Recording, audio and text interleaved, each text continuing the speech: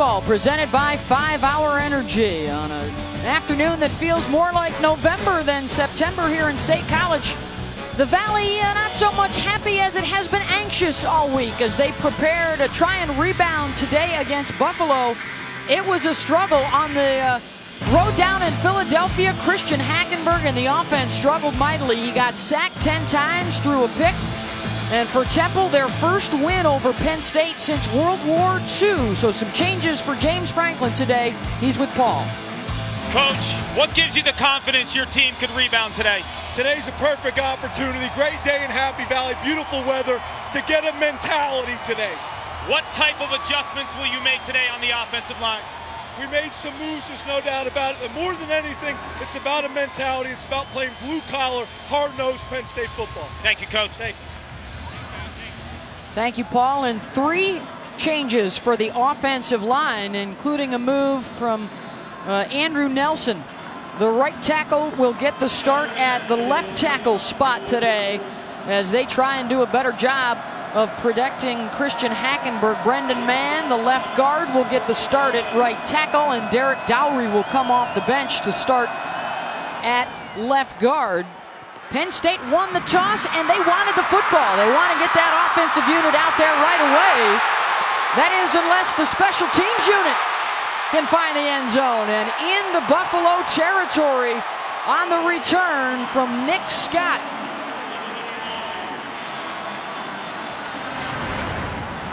The redshirt freshman out of Fairfax, Virginia. You want to get the crowd into it. You want to set the tempo of the game. Look at the blocking. Great job. A lot of room on the outside. And you always got to beat that kicker. Beth does a nice job of taking it upfield. Great return by Scott. It'll be interesting to see today, Anthony, just how much Hackenberg or his counterpart Joe Licata can go to the air. It has been raining for the last 4 hours, heavy at times. It is soggy out there down on the field. So after the 58-yard punt return on the ground, Akeel Lynch will try and push his way down to the 40-yard line. So the adjustments along the offensive front with Nelson, Gaia, Mangiero, Dowry, and Mann now your starting unit. And Nelson's the big eyeball right now. Left tackle position. Struggled last week versus Temple. So they made the adjustment. Nelson's 100% healthy coming into this game, and they feel like that's an upgrade at the position. On 2nd down and 8. Working out of the gun, the bubble screen to the receiver, Deshaun Hamilton. Their star from a year ago who led the Big Ten in catches, but he only had 1 last week. Yeah. You're right. He's a factor in this offense. They have to get him the football. Quick passing game today, Beth. I think this team wants to pound the rock with the running game, get a little sprint out, get the quarterback out of the pocket a little bit today. A little bit O'Brien-esque offense a few years ago. Interesting to see how that pans out against this Buffalo defense, who's inexperienced. And this was a major bone of contention for the coaching staff a week ago. They were not good at all on 3rd downs. This one much more manageable than many of the 3rd downs they saw against Temple. The 3rd and 3. The give is to Lynch. He's stuck in the backfield for a loss. Coming right up the middle, the linebacker Brandon Berry, and it's 4th down. Berry does an excellent job. They get power on the front side, but nobody comes off for the linebacker. Speed and quickness hits the tailback. Watch number 23. Nobody's home to block him. And again, don't have enough players. That backside becomes important. Looks like they might take a chance on 4th and 5 here. Offensive unit will stay in the ball game. Mangiero, ball in hand. 3 wide receivers for Hackenberg as he points across at the Mike backer. Going for it on 4th down. The slant to Hamilton will come up short. The receiver does not get deep enough. Andrews Dadabo makes the play defensively, and they will turn it over on downs.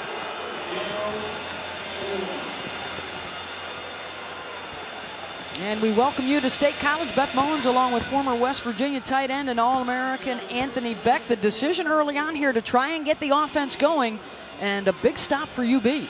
Well, you're right. I think they're trying to pound the rock, get the running game going today. The short passing game is going to be a factor. It's going to be tough in this weather for the receivers to really latch onto the football, but the offensive line needs confidence, and running the ball will help that today. The defense pretty good in the opener against Temple, but some changes for Penn State in that regard as well, with some injuries at the linebacker spot as Joe Licata incomplete on his first attempt. Looking for his tight end Matt Weiser. It is a very experienced group of skilled players for Buffalo. When you talk about Anthony Taylor as the running back and Ron Willoughby, the senior wide receiver, and it starts with Licata, the guy out of Williamsville, New York, who's been there for 4 years. This offense that Licata runs is very quick. They're going to get the quick hitting in the run game, and they're going to pass off the read option game. He's getting the ball out of his hands very quick and make it a tough decision for those linebackers at Penn State. Weiser, the tight end, is in the backfield to block. This is Anthony Taylor, their 1,000-yard rusher from a year ago. Troy Reeder, the new starter at outside linebacker, makes the stop. But it's Joe Licata. Last year, his 29 touchdowns led the MAC. He set a new school record. And his career marks, that's a new #1 mark in terms of career passing touchdowns with over 60 of them. And now on 3rd and 8, here comes the pressure, and Carl Nassib will get the sack. One of the breakout stars for the defensive unit last week. Well, we always talk about Zettel and Johnson inside. But when you look at Nassib, his game last week, 10 sacks, had 10 tackles, a sack. Watch right here. You see him on the bottom of the edge of the screen. He's basically going to use squeeze, his quickness on the outside, and he's got long arms, and he's able to make that reaching sack. He was a playmaker last week versus Temple. He's stating his claim today early in this football game. So the Penn State defense looking to force the punt, and we've got a flag and a false start from the Bulls.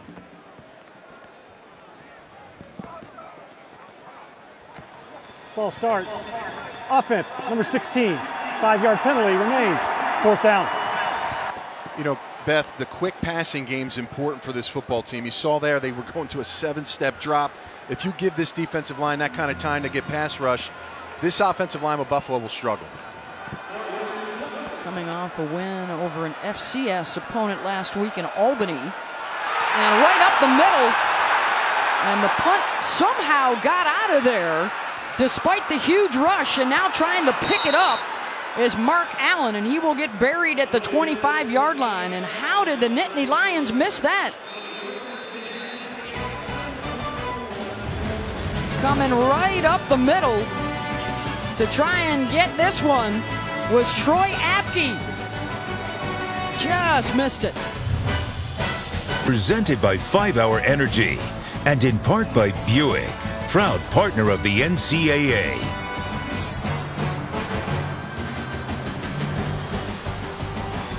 That was pregame Christian Hackenberg firing up his teammates. Each side with one possession and a couple of punts thus far. The first time Penn State had it, they went for it on 4th down and failed to get the first down yardage. And now they've got it back inside their own 30 to try again. Akeel Lynch gets the edge. And Lynch able to get out to the 35 and a 7-yard pickup. Ryan Williamson with the stop. Yeah, 3rd down at last drive. Nobody accounted for Berry, the backside linebacker, makes the big play. And on 4th down, you better get to the sticks as a wide receiver. They don't get it. Great tackle by the Buffalo Bull defense. Check that. Did a great job of making that stop. As James Franklin looks on, he talked a little bit about wanting to be the CEO, not just the head coach, and oversee a lot of different things, including getting more involved with some decisions on the offensive side of the football today, as Lynch may have picked up a yard. It'll be 3rd down and short. You know, Lynch is a guy, he's the bell cow in this football team. They have to get him started. I think everything should rely off his performance. Last week, a great start. He had 78 yards in rushing, almost 8 yards a carry in the football game. They need to get him involved early in this game. They're doing that, and the 3rd and short opportunities will help this football team. His 42-yard touchdown run, their only TD of the day. Lynch and Polk are in the backfield, and the direct snap to Lynch. And he fights his way out to the 38-yard line. That's close to the marker, but you see the yellow flag down as well. Damone Harris with the tackle. I'm going to get a false start here. Yep. Again, you've got 3 guys playing a different position today, including a new starter in Derek Dowry.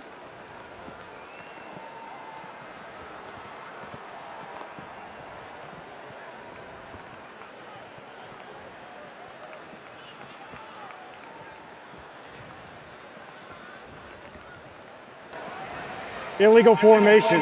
More than 4 men lined up in the backfield on the offense. That penalty's declined. 4th down. Don Willard, our referee today. It's a Big Ten officiating crew, so another 4th down. Yeah, we got multiple people moving. We got too many people in the backfield. Again, you got to be prepared for 3rd and 1 situations. And right there with all that activity, you missed out on a great opportunity to move the sticks. They converted a couple of 3rd downs in the first quarter of that Temple game. They did not convert one second, third, or fourth quarters, and now today they start out 0 for 2. Daniel Pasquarello is on to punt it away. Colin Lisa is the deep guy, and this one will not reach him. It'll bounce out of bounds around the 32-yard line. 32 yards is the punt. Hackenberg showing a lot of emotion early, trying to get his guys going. Scoreless in Happy Valley.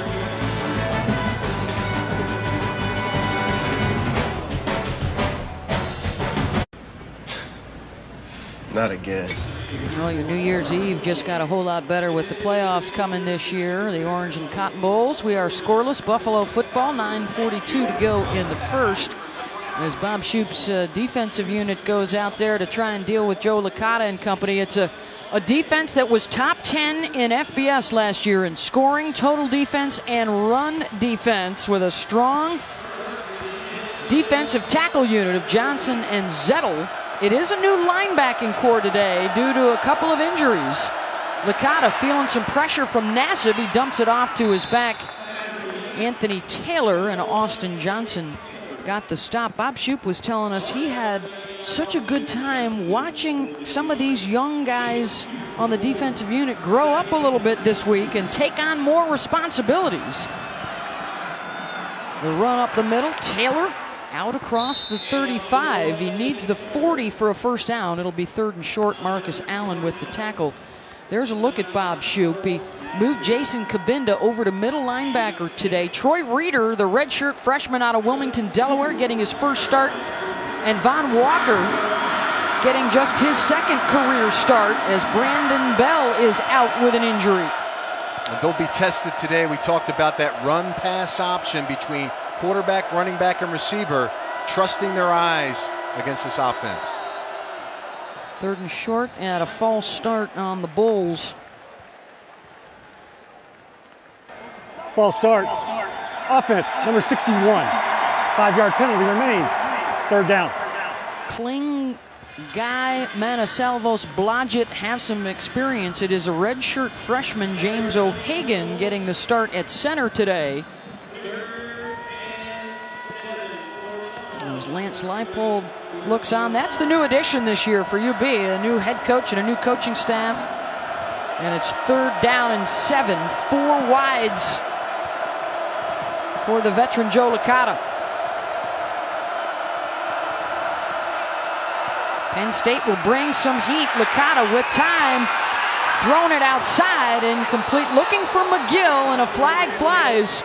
They went after the true freshman John Reed, getting the start for the injured Grant Haley. As Troy Reeder was putting some heat on Licata. Defense, number 29.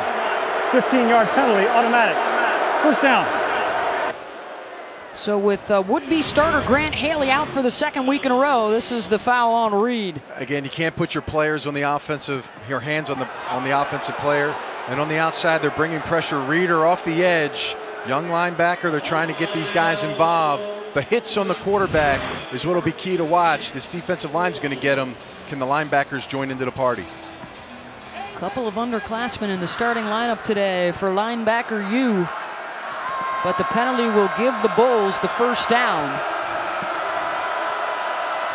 5 receivers in the ball game. Empty set for Licata as the rain has died down a bit.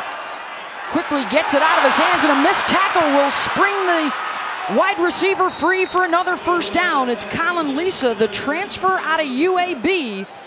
17 yards as Malik Golden missed a chance to make the hit. Yeah, they're just doing an inside wide receiver screen. And again, you got to set your feet, balance, make those tackles. If you don't, big plays are there for this Buffalo offense.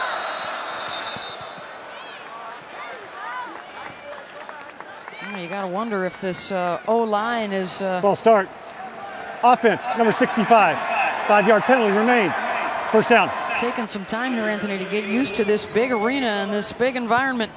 As we check out our impact players, Anthony Taylor, the star running back for the Bulls, and then Nasibin Kabinda defensively. They love Kabinda. I mean, this is a kid that started the outside. They move him inside. They love his instincts, his tackling ability. You see him right now. Communication is huge with this defense. He'll be tested against this quick-moving offense. And yes, Carl Nassib is the brother of Ryan Nassib, the backup quarterback for the New York Giants.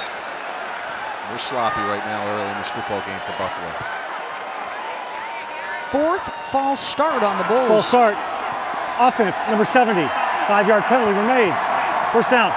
It's the left tackle, John Kling, so everybody involved in the miscues early on. And one thing you know about Lance Leipold coach teams, they're very disciplined. They don't make mistakes. At Wisconsin Whitewater, very low penalties. They always had them on the same page. You can't kill yourself on the road, especially playing in Happy Valley.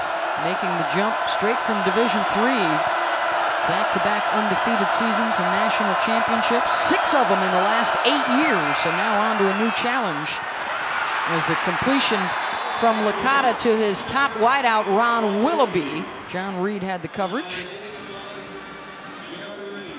Again, it's really going to be tough for this offense with Lance Leipold at the helm here, trying to get this ball down the field. It's such a fierce defensive line with the pressure, and it's going to be a challenge for them today. They haven't started out 2-0 on the season since 1999. They have never beaten a Power 5 opponent. Trying to get one on the road today. Licata will hand it off to Taylor. He's wrapped up by Johnson. And now it's going to be third down and long. I've seen some activity so far early. Coach Shoup bringing some strong safety, some linebackers off the edge. When it's 3rd and 13, 3rd and long, dial it up, especially down in this area. They got to be cognizant of where they're at. This will be a big play for them if they can get to the quarterback and get those hits that they've been getting early. Nickel package for the Nittany Lions. Kabinda and Reeder, the 2 linebackers. Taylor in the backfield with Licata. They need to get to the 25. They'll run the draw. Taylor gets to the 30, and it will be 4th down. Troy Reeder on the tackle after the 8-yard scamper. One thing that Coach Shoup told us about Temple last week is in these 3rd and longs, they mixed it up and ran the ball, and they got huge plays. You saw right there, Buffalo taking a play out of Temple's book, trying to get them, catching them in a zone defense, catching them holes and maybe breaking a long run. They're able to make the tackle and hold them off on 4th down to a field goal opportunity. They'll go for the lead here, and a 47-yard field goal attempt from Adam Mitchison. He knocked in a 40-yarder against Albany last week out of the hold of Tyler Grassman.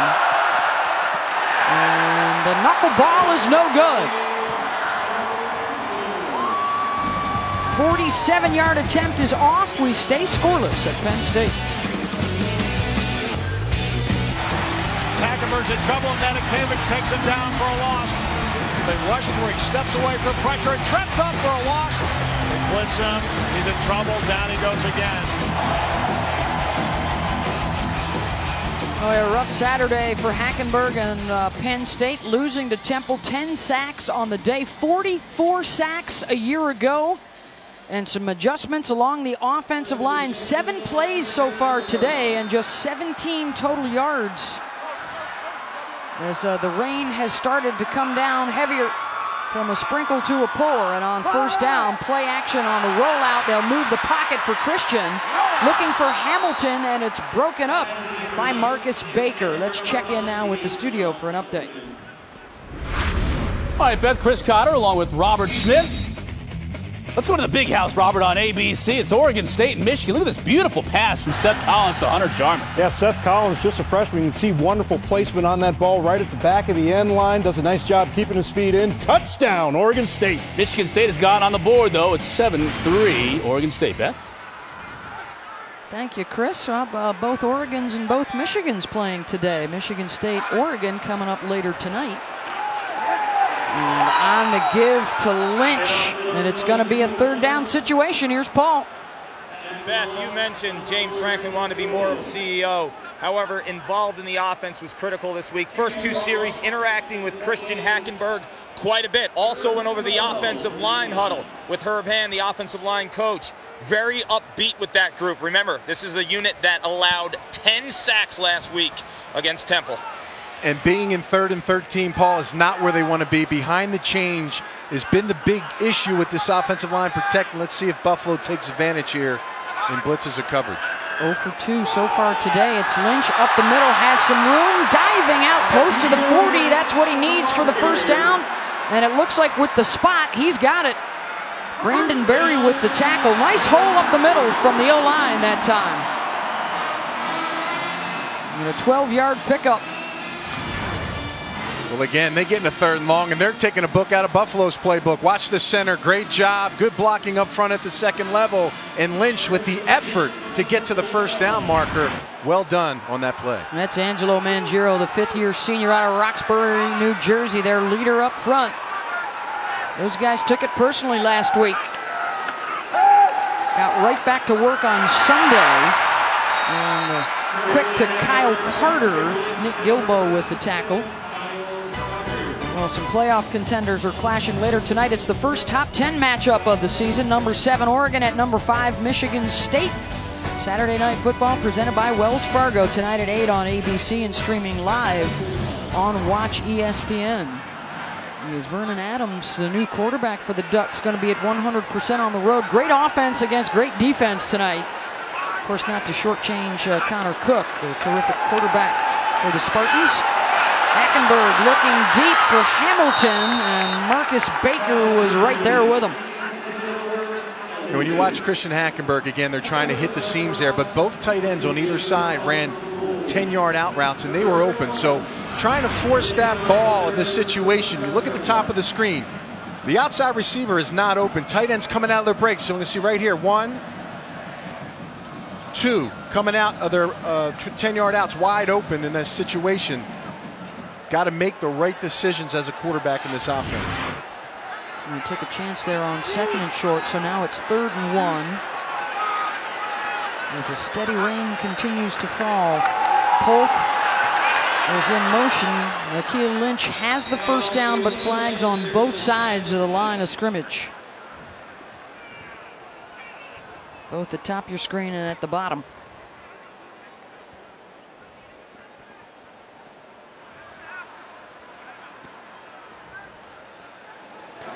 Illegal formation.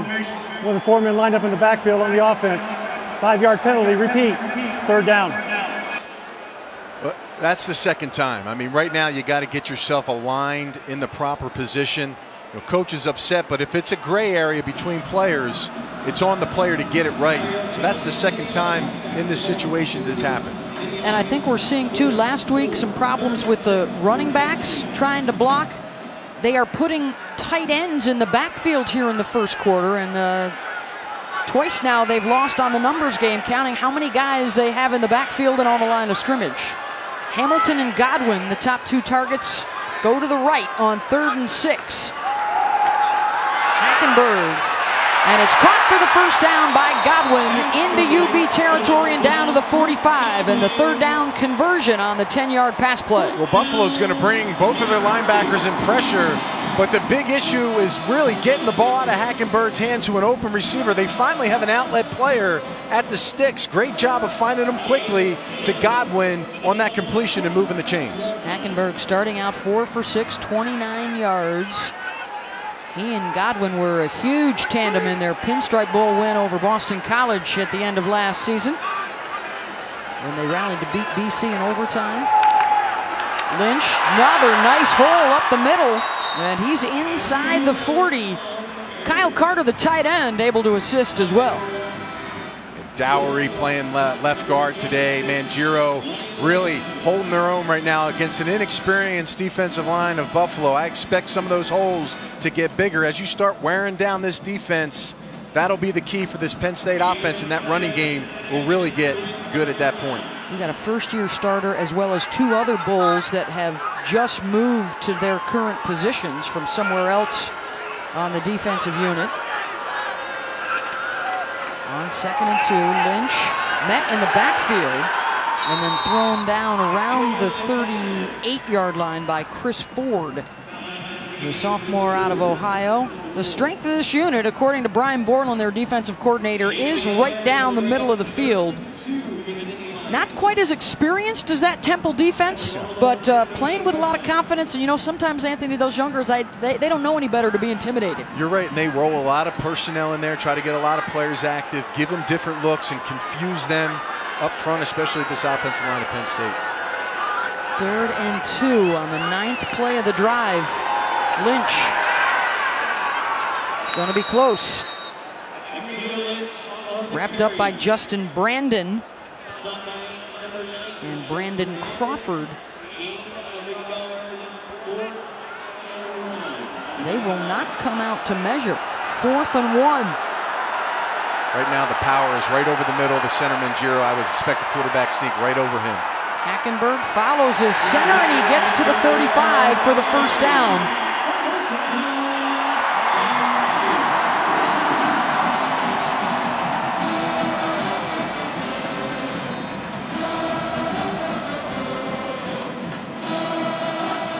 So a couple times they go for it on 4th down, and this one they're able to convert right behind Mangiero. Yeah, right now the interior line of this Penn State offense is doing work against this Buffalo defensive line. I expect them to hit a lot more of those runs right up the gut. They'll bunch some tight ends to the right along with Brandon Polk. Lynch is the lone setback. Godwin wide left. And they'll run it with Lynch. And he may not have even gotten back to the line of scrimmage. Brandon Berry's been making some plays at that linebacker position, along with Casey Alozi, the senior out of Bethlehem, Pennsylvania. Time expires here in the first quarter. We are scoreless, but Penn State is on the move. Christian Hackenberg trying to get the Nittany Lions on the scoreboard.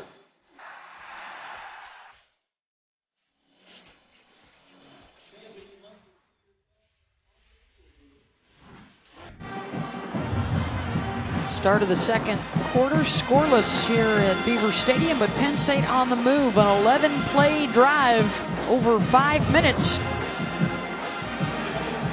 Down to the 35-yard line. 2nd and 10. They'll go with a couple of tight ends and Lynch in the backfield. Hamilton to the top of your screen. The pitch to Akeel Lynch, looking for some space. Patient, waits for it, and picks up a few. Andrews Dadabo was there defensively along with Nick Gilbo. There has already been a 4th down conversion on this drive for Penn State, and now they've got a 3rd and about 7. Yeah, and they get outside. They're really utilizing the tight end today. You got 2 tight end sets. We've seen 3 tight end sets. That'll be the key, especially in the play action game, hitting those tight ends when they're open. A healthier Kyle Carter may be significant today for Penn State. They'll go with the single tight end here, Jasicki on 3rd down.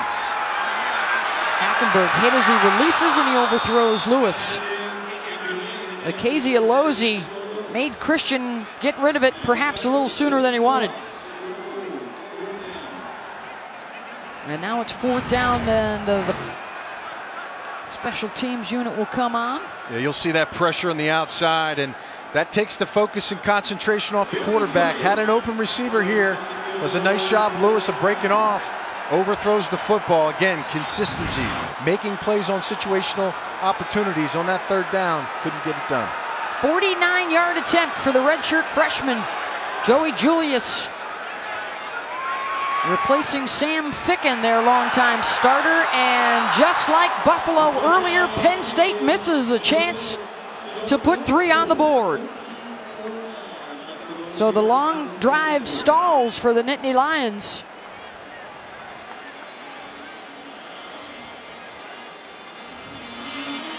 We remain remain scoreless early in the second. Well, I'll tell you, unblocked players. You watch Barry here at the linebacker position, man for man on offense, but they forget about the backside linebacker.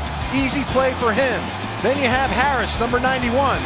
Where's the protection on the back end? If you're going to bring the running back on that side, you better block the defensive end.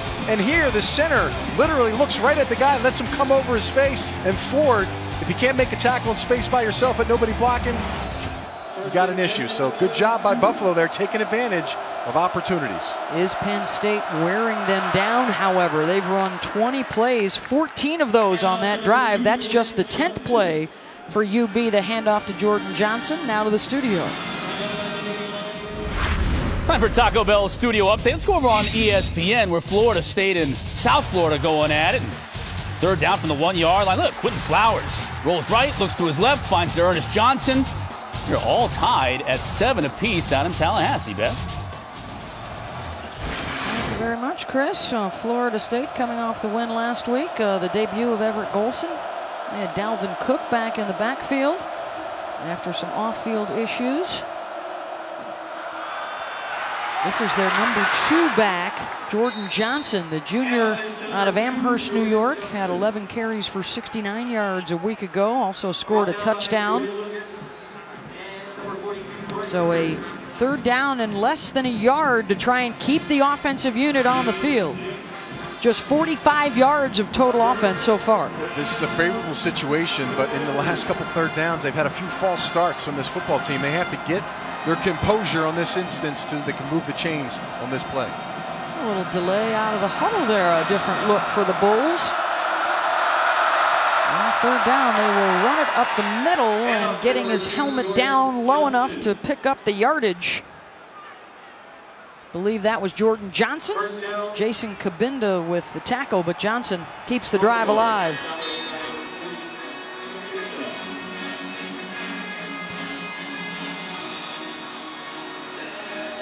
Perfect situation for Buffalo in this game. No score, couple series that haven't been able to move the ball, but they get some more chances to get in their flow also. See if they can continue this drive. This Penn State defense, especially up front, needs to make some big plays. On first down, Licata sets up the screen to the 45 for Johnson. A short gain.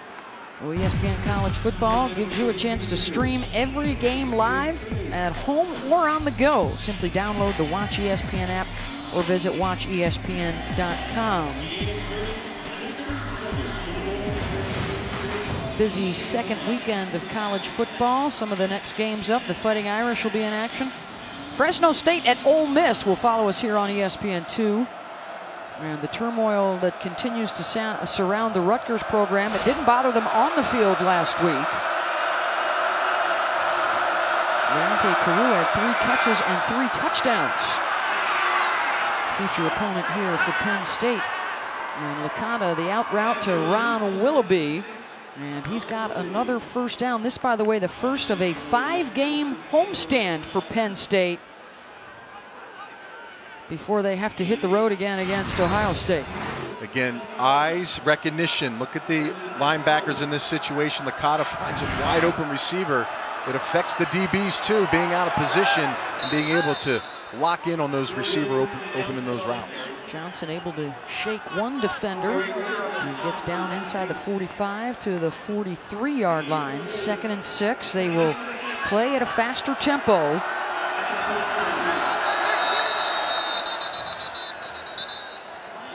And I think this is the 5th false start penalty of the day. False start. Offense, number 74. 5-yard penalty remains. 2nd down. And that it is on the Bulls. Well, there's inexperience inside, but their tackles, both ends. Blodgett's one of those guys, a 3-year starter. You expect him to be focused in a little better in that situation. Coming off a 51-point performance in their opener against Albany, the most points they've ever scored in a season opener. They were perfect in the red zone. They have not gotten close to that area of the field yet here today. 2nd and 11. Licata on under pressure, hit as he throws, incomplete. Austin Johnson, the junior out of Galloway, New Jersey, was coming at him. And it's 3rd and 11. Right now, defensive line is getting great pressure up front.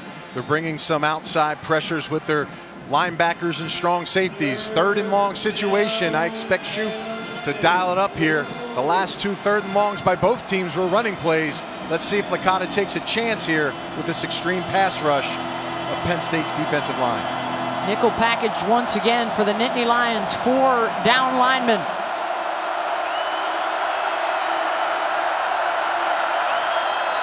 They'll go with the 4-man rush. And it's enough to get to the quarterback. Austin Johnson with the sack. And a flag down.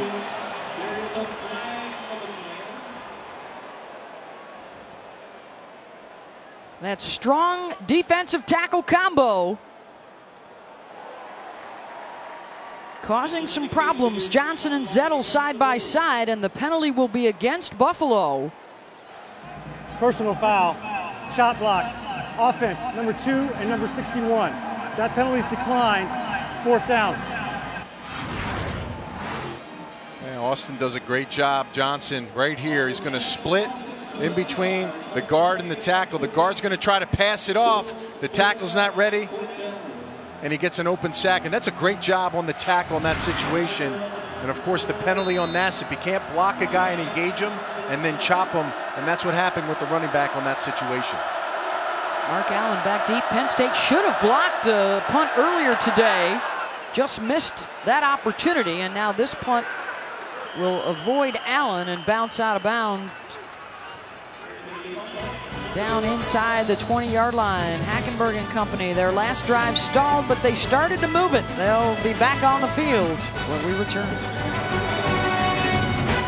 More like soggy bottom this afternoon after about 5 hours of continuous rainfall here this morning. It's a bit of a muddy track. The field looks in great condition, but it's a bit wet down there. And the play selection today for Penn State, 13 rushes, 7 passes. Mark Allen is now in at tailback, the redshirt freshman out of Hyattsville, Maryland. They'll put Polk in motion, and then Hackenberg directing some traffic with the youngster who's trying to find out where exactly he's supposed to be. And now they've got to burn a timeout because Brandon was out on island and it wasn't the right one. Penn State, 30 seconds in length. Again, as players, you have young players on this football team. Polk is a true freshman. Last week he had some success, a lot of that jet action. This week you just got to know where you're at. We've seen a lot of guys lined up improperly. We've had 4 guys in the backfield. Hackenberg trying to get it done, and obviously Polk has no communication or vision with the quarterback coming across, and now they're just trying to get it straight. Again, burning timeouts when you don't miscommunicating between each other, and you see a disruptive and disgruntled Hackenberg. They've already had 2 penalties because of a bad head count in the backfield and trying to get everybody lined up properly. And so the awareness, at least from Hackenberg and Mangiero, to know that they could not snap the football. Hamilton and Godwin to the top of your screen on 1st down. And the receiver screen incomplete. And Hamilton had to walk that one out of bounds just to make sure. Let's get you to the studio for an update. All right, Beth Anthony, while the Nittany Lions try to figure things out offensively, Wisconsin's doing just fine over on ESPNU. Robert Wheelwright wheels his way into the end zone. That's 14 yards. It's 13-0 right now. Wisconsin over Miami of Ohio. Back to you guys at Beaver Stadium. Thank you, Chris. Paul Christ, that era underway coming off the loss to Alabama last week. They're looking for their first win for the new head coach who came back home after a short stint at Pittsburgh. This is Allen with the run out to the 11-yard line down to Paul. Beth, you mentioned the rain. It's been raining torrentially for the last 5 hours here. And that last pass by Christian Hackenberg on 2nd down went astray. These guys are having a tough time gripping the ball. I just spoke to one of the ball boys at Penn State. He's doing the best he can, keeping them dry, but he said during that timeout, Hackenberg's ball stayed out there. Had a lot to do with that duck he threw. And now, Paul, they've got a 3rd down and long situation. Lynch is the offset back. 3 down linemen for the Bulls. That's all they'll rush on the delayed Lynch, and just a couple of yards, that's it. And the crowd not thrilled with the play call. Well, again, in this weather, in this situation, passing the football is not favorable, especially when we just saw him throw that kind of a duck mishandled throw to the outside. They're trying to get something going. They're sticking with this running game. No matter what happens today, it looks like no matter what the score is, they're going to continue to feed the rock. And what happens is, Beth, they start grinding on the defensive line. You get 2 yards, 3 yards, and then you pop the big one. We haven't seen it yet, but they're trying to get that play coming here soon. Early in the season with some young guys, some inexperienced guys searching for a little consistency. That last drive looked pretty good, and now this one for Penn State, some miscues and an inability to move the ball up the field. The 55-yard punt from Pasquarello. It's been a dreary kind of afternoon so far here in State College. Scoreless, the Lions, the Bulls. Night, the return of the NFL and Monday Night Football, and what better way to start things out than with a doubleheader. It gets underway with Monday Night Countdown at 5 Eastern, and then it's the Eagles-Falcons at 6:55, followed by the Vikings and the 49ers. Bradford and Murray debuting for the Eagles. Adrian Peterson's back for Minnesota, and Navarro Bowman returning, the former Nittany Lion linebacker for San Francisco after he missed all of last year, as Hackenberg is on the headset.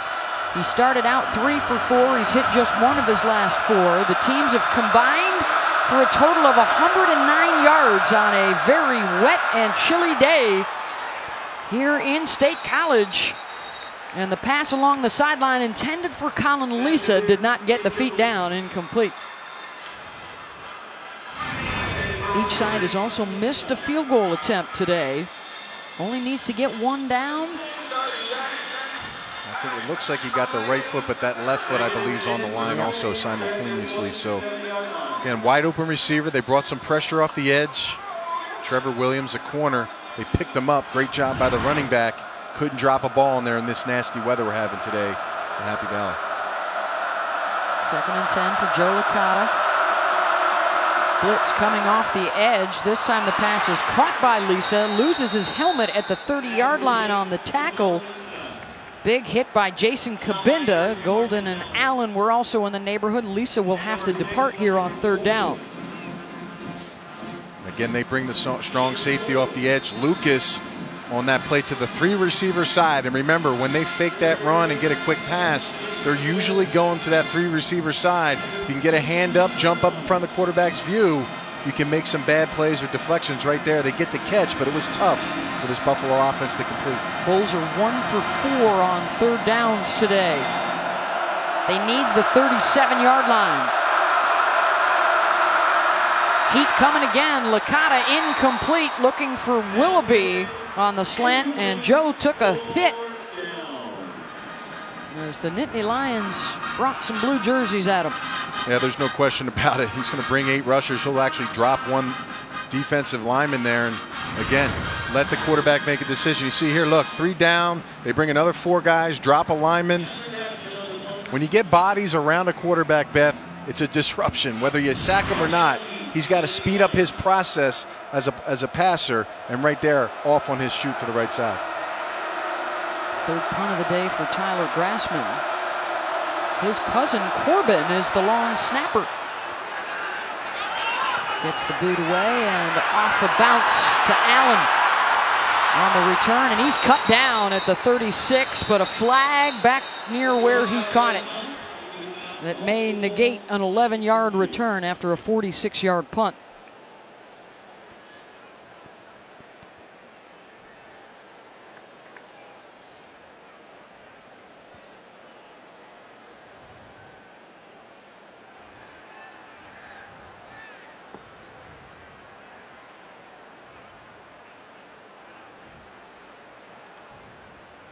Well, that initial indication was offsetting penalties and an injured Bull player down on the field.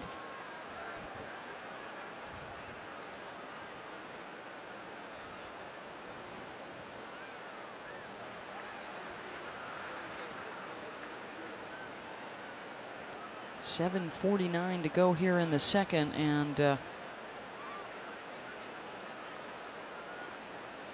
the training staff, the athletic trainers out There there. were 2 fouls on the play. Illegal motion, kicking team number 14.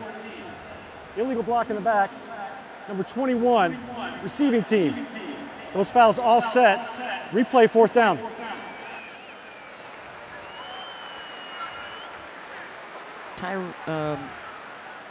Akizia Lozzi, who is also one of their starting linebackers,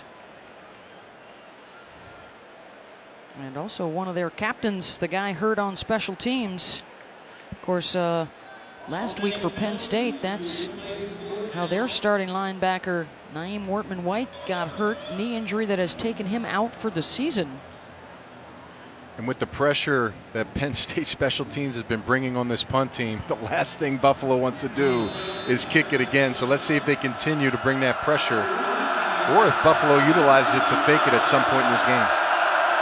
So after the offsetting penalties, another punt coming, and this time it's DeAndre Tompkins, who is the deep man for Penn State, replacing Allen. And yet another penalty flag, and I believe another false start.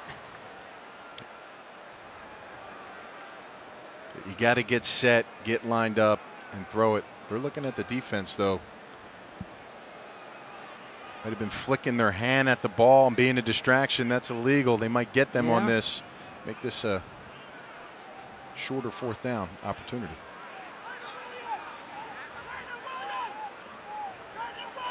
Offside. Defense. Movement causing the offense to react. 5-yard penalty. Remains 4th down. I think that was Malik Golden. You see 6 on your screen. Kind of jumps out.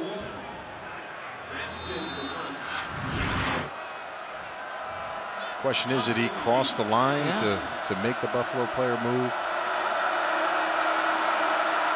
Not enough to get them the 1st down, so they will still have to punt it away. And Tompkins with some time. Tompkins with a seam. Tompkins with just the punter to beat. Inside the 30, and he's tripped up at the 25-yard line, and a touchdown saving tackle by the punter, Tyler Grassman. I'll tell you what, that's a great job by the special teams. The punter out-kicks his coverage really on that and gives the returner an excellent opportunity to bring the ball back. You see right here, watch this block. Number 29 gets there, and it's really just speed. When you out-kick your punt team, that gives the opportunity to catch the ball and find them those holes early. And I'll tell you what, give credit to the punter here. It's always tough. He clips his foot. He's on the Ray Guy watch list. Ray likes that one right there. The Hall of Famer taking him down. Now Hackenberg. This Nittany Lion offense with a little bit of momentum after the 58-yard return, which constitutes the longest play of the short season so far for Penn State. You see the quarterback movement in and out of the pocket. The one thing that happens when you move the quarterback is you're limiting his options to throw to multiple receivers and read the field. He'll only have one or maybe one crosser coming across the field to see. Very tough to get those completions unless it's wide open. Picked up a couple, 2nd and 8.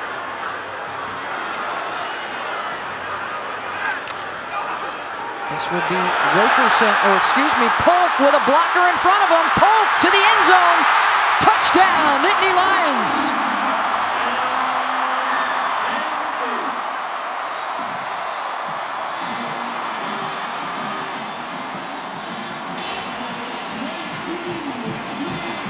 They love the young speedster on the sweep, and he scores from 22 yards out. Polk had a huge game last week on jet sweeps here. They bring him around the outside. But he's very fortunate because he briefly flinched before that motion. Buffalo's offensive coaches were trying to get the call, but they didn't.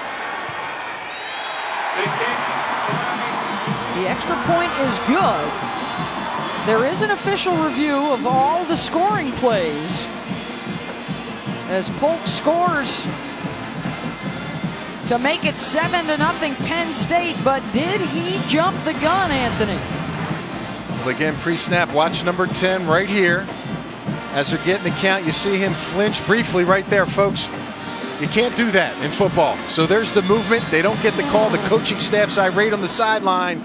And because of that, you get a speedy guy going to the outside. Good job by the outside receiver making the block. And Wilkerson, tight end. And they're fortunate to get that touchdown on that play for Penn State. First career touchdown for Brandon Polk,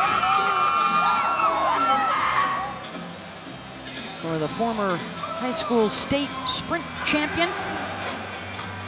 And the first 2 drives of the season, coming last week against Temple, they put 10 points on the board. Since then, it's been a bit of a struggle. But thanks to the big punt return from DeAndre Tompkins, they get the short field, and they get a break with the missed false start on Polk, and they take the lead. 6:57 to go here in the first half. Bad weather game right now. Buffalo hasn't done much on offense. Big key drive for them with only 6 minutes left in the half to get something going. Martinez will have to down it in the end zone. Buffalo football.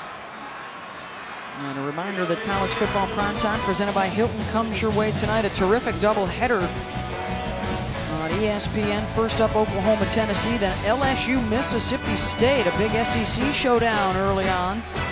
Tonight on ESPN and streaming live on your Watch ESPN app. The action starts at 6:55. Bob Stoops has had some terrific success against the SEC in the regular season. Can that continue? And then LSU, of course, got weathered out of their opener last week. So this is their opener on the road in Cowbell country. Like to have a warm-up game like everybody else in the country before you play a top-tier SEC opponent. Austin Johnson, who was so disruptive, including a sack on the last possession for the Bulls. He's back in the middle of that defensive line. Zettel couldn't quite wrap him up. And the short gainer down to Paul. Beth, I'll tell you who's impressive on and off the field is Carl Nassib. He was a preferred walk-on, 218 pounds when he showed up. He's well over 270. I'm looking at him on the sideline, tons of energy. He's got a wingspan like a condor, too. Strength coaches so impressed with his workout. Anthony does 3 extra workouts per week. Love his story. I came in late, too. Guys that come in have to self-made products. I love those about a player. He's getting his chance now his senior year. Nice use of the condor from Carcaterra on 2nd and 5. A big gainer for Anthony Taylor and a first down for Buffalo. 18 yards on that scoot. And here's the improvement that we talked about, getting in that weight room and hitting the training table. I'll tell you, that neck looks a lot bigger, and those shoulders look a little broader. First and 10 on the rollout. Incomplete. You think he might have a chance to continue playing a little football next year? Well, he's on the map now because of the fact of what he's done in his off-season training, and he was quite a surprise in last week's game. Had a career-high 10 tackles with a sack, a couple of tackles for a loss. Flag down on the play. Tripping. Offense number 2. 15-yard penalty. Remains first down. That is the tailback, Jordan Johnson.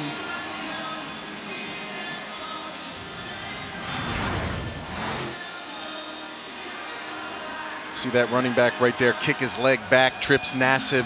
And I'm really impressed by Nassib's weight gain, how he's proportioned. You know, when I had to put a lot of weight on, Beth, I had some in the mid area I'm still working on trying to get rid of now. He looks great with all that weight gain. Did it right.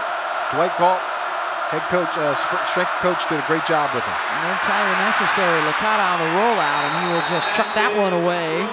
Pressure was coming from, guess who? Carl Nassib. The activity he brings on a play-to-play basis. I could just imagine he's like that Fesky scout team defender that comes against the offense and just keeps going, and he's being a pain. He does that on the field every single snap. And then you add Zettel, you add Johnson. This will be a force to be reckoned with in the Big Ten.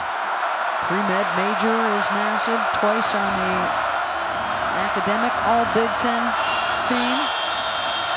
2nd down and 25, all the way back at their own 33-yard line. with Jordan Johnson in the backfield. Licata trying to set up the screen. It's popped up in the air and intercepted. Zettel knocked it up in the air, and Carl Nassib got the pick. It's amazing how many good things happen to guys with great work ethic on and off the field, and it really does start up front for this football team. You look at Zettel, coming up the middle, gets his long arms up, and look at this, instincts. Looks like a tight end grabbing that ball. Watch this, just throws the right tackle. That's from growing up with a quarterback in the family right there. I'm sure he had to play wide receiver a lot for big brother Ryan.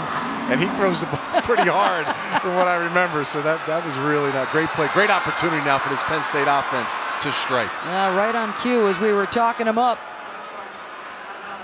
And a timeout going to be called here by Buffalo. 2 apiece. Penn State trying to cash in a turnover. Up 7-zip. By Volkswagen, isn't it time for German engineering? And Taco Bell's new $1 Daredevil Loaded Grillers. Try all 3 if you dare. The MMA fighter got his big paws up there on the football, and then the baby brother of the NFL quarterback reeled it in, and the turnover has set up Penn State nicely. On 1st and 10 from the 12, Akeel Lynch in the backfield. Hackenberg out of the pistol. They have taken him into that formation a little bit more today as Lynch is hauled down from behind by the middle linebacker Nick Gilbo, and a loss of a couple. Casey Alozie was the guy that prevented Lynch from finding a seam up the middle. Again, you're seeing unblocked defenders now from the second level continue to find their way through this offensive line. You got to be able to pass that off, pick them up, but they're not being fooled right now by this Penn State offense. 57 rushing yards in the first half for Penn State. 2 tight ends will hunker down on the left side. Hackenberg looking that way. Here's Mike Jasicki, tripped up inside the 10. Boise Ross got him. And now it's 3rd down. They need to get to the 2. Again, you got to look at the end zone here. You're probably not going to be in a situation where running the football is going to get you the best play. To me, you got those tight ends. Move the pocket, continue to move it. Little play action to the outside. Maybe find one of those big guys on the inside here for a touchdown pass. Godwin goes left. Lewis and Hamilton to the right. Jasicki, strong side, right side.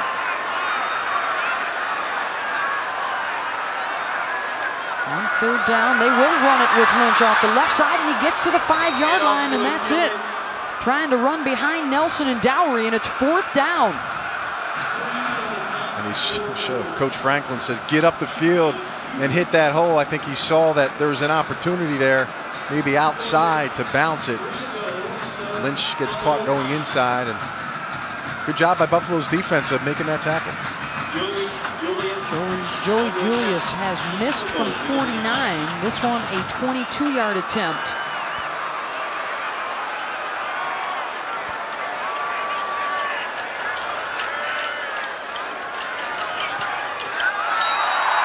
Bumps it through. This was the lead last week against Temple. This time around, can the Nittany Lions make it stick or extend it? Under 4 to go here in the first half. It's a couple of big plays leading to their 10 points. A big punt return to set them up for a touchdown, and then the interception resulting in the field goal and a 10-0 lead. The Bulls so far today have mustered just 75 yards of total offense. They've been hurt by penalties. And they will have perhaps 3 minutes and 58 seconds to try and get something going. Julius will kick it off. Martinez and Johnson are the deep guys. And this one will be chipped short, and it's Martinez from the 7. And Martinez lit up at the 25. Helmet comes off. Let's check in with the studio. All right, Beth, over in the big house on ABC, Davion Smith is going to give Coach Harbaugh his first lead as coach of the Wolverines. Here taking over from 1.5 yards out. He's having a good first half, 73 yards in that touch. Right now, Michigan on top, 10-7 on ABC. Wolverines trying to get Harbaugh that first win. Carl Nassib with an interception. He's been bothersome to Joe Licata all day today. Looks like he might get a playoff right here. And there's a reason why, you say 1 year starting this year, why he becomes an NFL prospect. And you look at his arm length, 7-foot wingspan. I think about Jason Taylor, who I went against as a Jet player. That long wingspan, getting that control of the offensive player. He really has a lot of that skill set when you watch him on the field. The run by Anthony Taylor, and he was stuffed by Evan Schwann at the line. That second string defensive line is out there for the Nittany Lions. Well, Anthony Taylor, huge last year, 1,400 yards rushing. He averaged $127. He was an all-MAC performer. He is closing in on 2,000 career yards. And so far today, 7 carries, 42 yards. He had a 100-yard game last week, the 10th of his career. As the rain now falling harder once again. It's been raining all day here at Penn State. This is Taylor looking for the edge and the cutback out across the 25 to about the 28-yard line. It'll be 3rd and about 6. Nice job by Reeder there, just flowing across, being patient. Anthony Taylor at the running back position is a guy that waits for that hole to come up with that stretch play. And patience by the linebackers at Penn State makes a big play. With a timeout, a 3rd and 7 on the other side. Licata stepping up on 3rd and 10, drops it off underneath, diving out to the 35-yard line. The ball pops out. They're going to rule him down right at the yard to gain marker. The catch made by Ron Willoughby.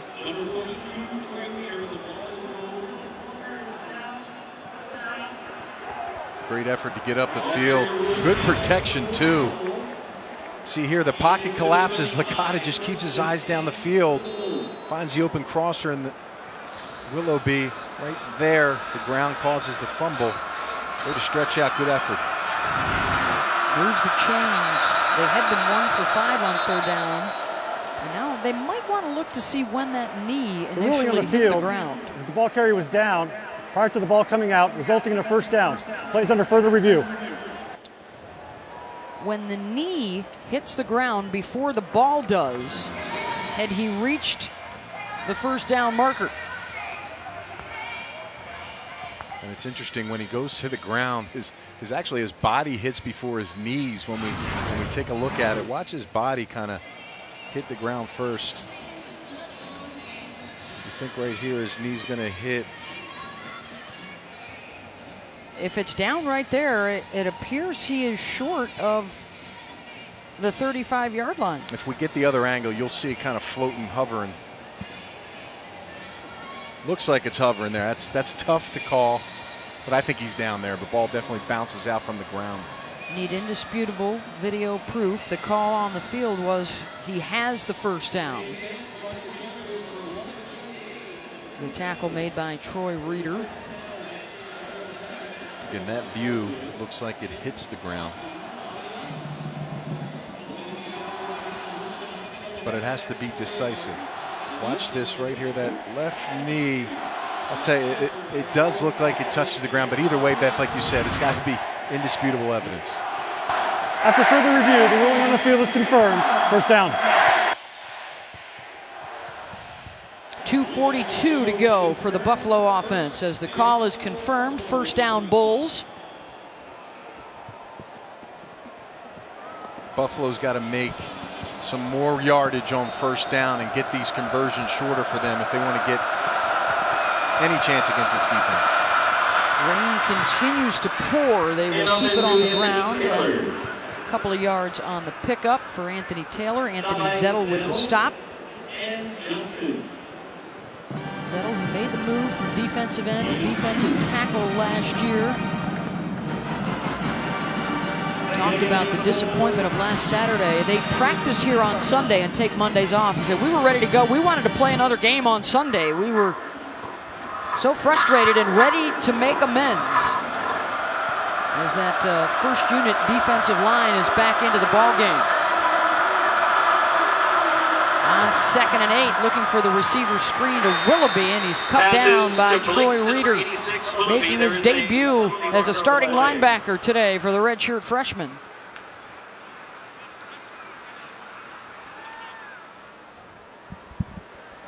And another penalty against Buffalo. That is 7 that have been accepted. There have been 3 others that have been refused. Personal foul, shot block, offense number 77, number 65. 15-yard penalty, repeat, 2nd down. You see Zettel right here. You see Buffalo with this chop block. Again, you cannot be engaged. You see the center trying to get his hands off real quick, but unfortunately the cut block came, and that's an easy call for the referee. 2nd time that's been called on the Bulls, and the penalty will set them back. 2nd and 23. Not a lot of plays in the playbook here on this situation, Beth. And with this weather, we have not seen them go downfield much at all today. Licata, incomplete. Cabinda with a big hit on the receiver. Let's check in with the studio. Chris, what do we got at halftime? All right, Beth, here's what's coming up on that Dave & Buster's halftime report. Butch Davis and Robert Smith will join me. We'll talk about Coach Harbaugh's homecoming at Michigan, his first home game in the Big House. Florida State getting all they could bargain for from one of their neighbors down south. And we'll also preview Oregon and Michigan State tonight. That's all coming up on the Dave & Buster's halftime report. We'll see you then. Thank you, Chris. That first top 10 showdown of the season coming up tonight at 8 o'clock on ABC. Ducks at Spartans. And now it's 3rd and 23. They'll run the draw to Taylor, and he runs right into Reeder, and Zettel finishes him off. And now if you're Penn State, you call a timeout here, you'll have some time left on the clock to get the offense out there. They will have 1 remaining.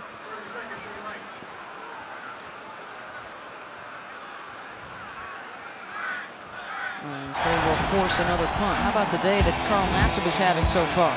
The kid just has supreme effort. Every single snap, every single play, you see him get his arms underneath the tackle, getting to the quarterback. Here comes his brothers helping in on that sack. Again, don't put a tight end, a running back, doesn't matter how many guys. Look at the effort to get to the quarterback. Just that hit alone is in the back of his head. And then Zettel gets his hands up. And, of course, playing catch with his brother Ryan gives him those soft hands and gets himself an interception. Great job by that young man. When you're rebuilding here at Penn State, you need guys like that with the scholarship depletion they've had over the years.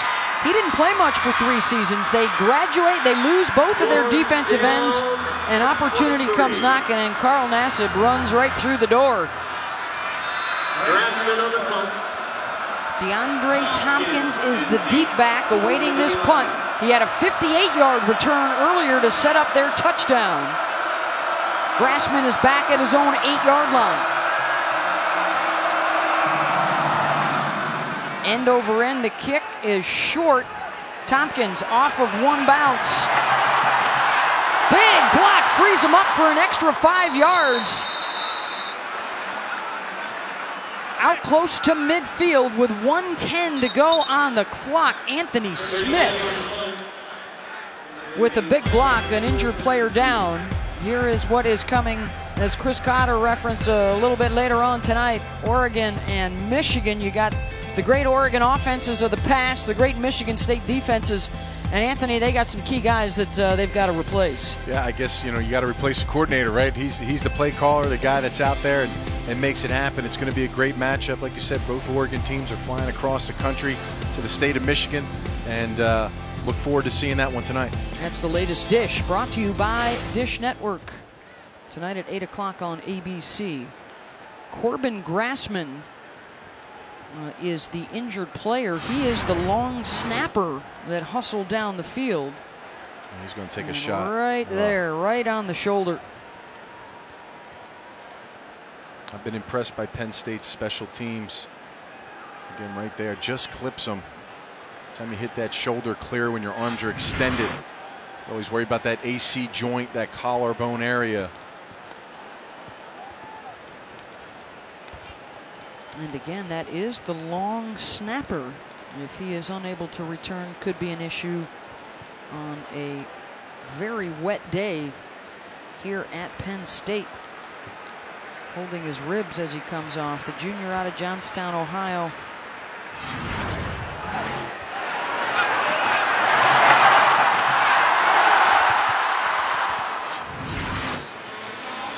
Heard several hits on that, I'll be honest with you. It's definitely an area where you can help your football team. That third phase, Beth, is important. All right, despite the weather and the pouring rain right now, Penn State has 1:10 to go, and they are out of timeouts. Try and get some more points here before the half. Looking towards Hamilton and Godwin, and he finds Godwin reaching out for 9 yards. Again, clock management. This will be a great opportunity to watch Hackenberg run this with no timeouts, being smart, clocking it, and moving his team down the field.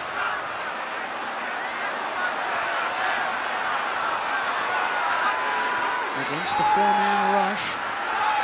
Hackenberg looking deep downfield. Incomplete, intended for Geno Lewis, and Marcus Baker, the senior out of Tampa, had the coverage. Again, Buffalo's not going to get beat deep. These receivers are really not getting to the DBs to about 15 yards. That makes that job easier when they're trying to go the outside. Not a lot of success so far in this early season. Going down the sidelines for Penn State. Sets up a 3rd and short. You get the first down. It stops the clock temporarily. Be a clock management of spiking the ball if they get it. Hamilton and Godwin to the near side this time. It will be Lynch looking for the first down. The second effort, he's got it. Yep. Down to the 35-yard line. Now they'll hustle to the line as they reset the chains. Clock stopped at 35 seconds. Again, if you got a quick play, you go. If not. And Buffalo will call a timeout and allow Penn State to talk about it a little bit. That's interesting. I think they didn't have the proper personnel on the field on defense. 10-0 Penn State. A couple of big plays getting them points on the board, Anthony. Yeah, special teams obviously has been a big factor. You see Tompkins here. Great job of getting through the hole. Great blocking by the Penn State special teams unit. And of course, Polk, we talked about this run. A little flinch before the play. Referees don't see it. He comes around the outside. Great speed as a true freshman. When you talk about them soft hands, he's saying, Coach, I want to play a little tight end with that interception. And of course, the field goal puts them up 10-0, gives them a nice, comfortable lead. Defense has done an outstanding job. See if the offense can get a little more added on to this 10-point total. First career touchdown for Brandon Polk, the true freshman out of Ashburn, Virginia. And Hackenberg ready to fire it up once again. 33 seconds to go in the half from the Buffalo 35. 1st and 10.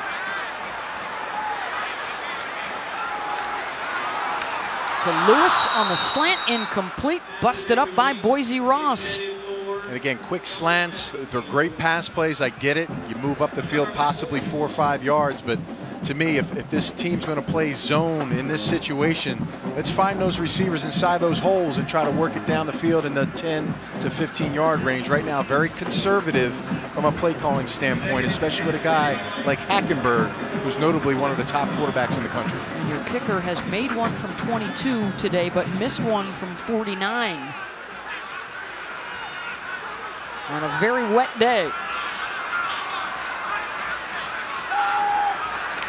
Hackenberg looking for Lewis, he's got him. And a first down to the 23-yard line. Stopped at 24 seconds to go. Yeah, this is where you want to clock it. Stop the clock. You got no timeouts. Everybody's set.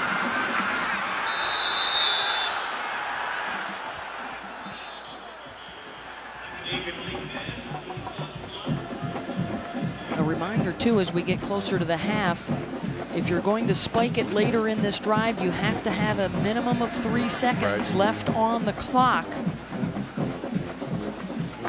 in order to spike, if it comes to that.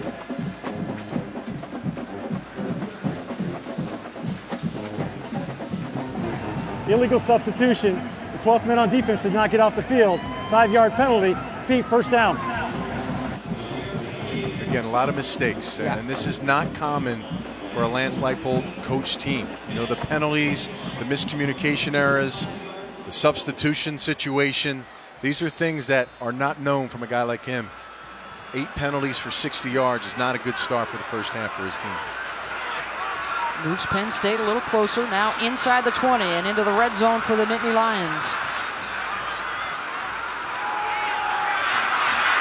Hackenberg throwing for Lewis in the corner of the end zone. Incomplete, he was out of bounds.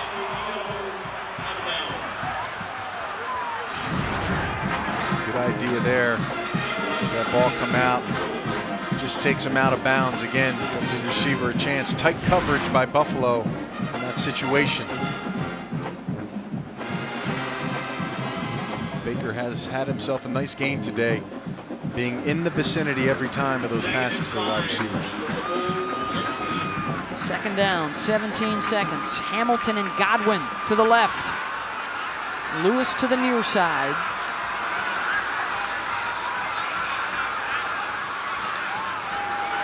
Four men coming for the Bulls. Hackenberg steps up, releases to Carter, his tight end, with the catch. Yeah, they got down to get to the 15, and they've got to hustle. They got an injured player here, so the clock will temporarily stop. And that is their left tackle, Andrew Nelson, who started on the right side last week, and after some problems, they moved him over to left tackle, and you can see the frustration by James Franklin. Yeah. Injury brings the runoff on the clock, which prevents them from getting a field goal. And unfortunately right now, Nelson holding that knee. See right here, he's going to get rolled up on by the defender. Wow, that's a scary position for a tackle to be in. So the runoff and perhaps a serious situation for Nelson as well. Halftime here at Penn State, 10-0. Nittany Lions. Now to Chris in the studio.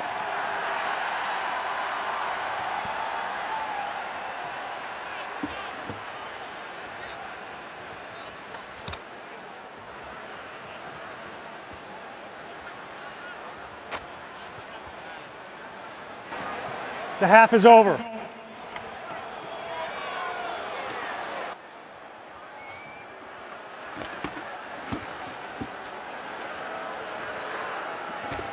Watching college football presented by 5 Hour Energy.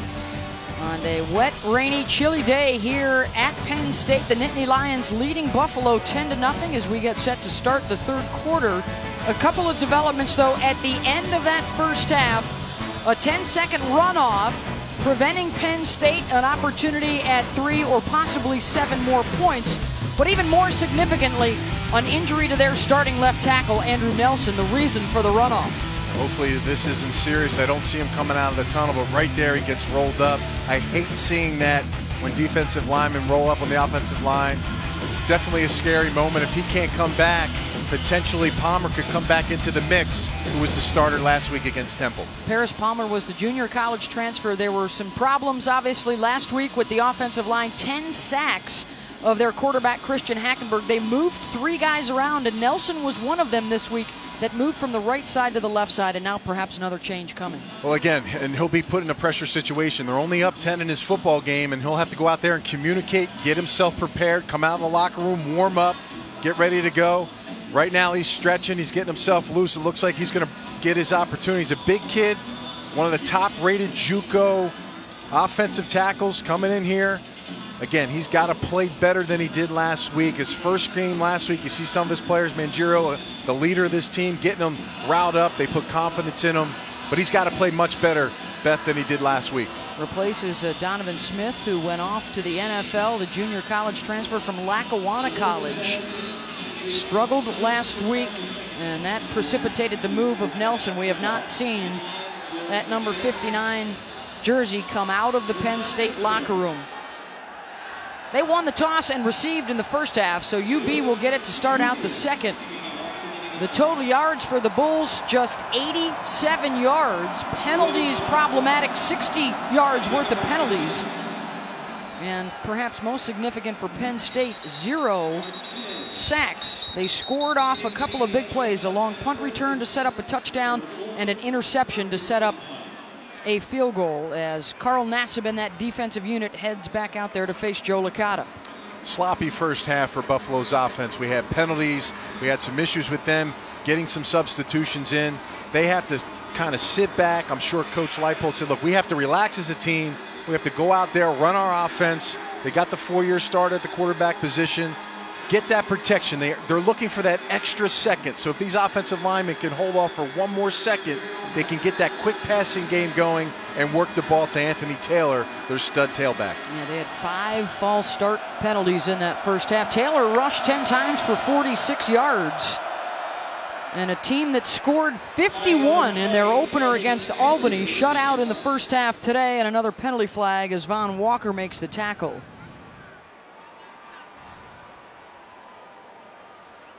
Again, we're going to have an illegal chop with a defender being blocked. This is the 3rd time in this football game. Personal foul, shot block, offense, number 74 and number 61. Penalized half the distance to the goal line. Repeat, first down. One of the things that offensive coordinator Andy Kotelnicki talked to us about this week was to be tenacious, but we don't want to have a lot of my bads, he called them. My bads tapping your chest. There have been some my bads from that O-line today.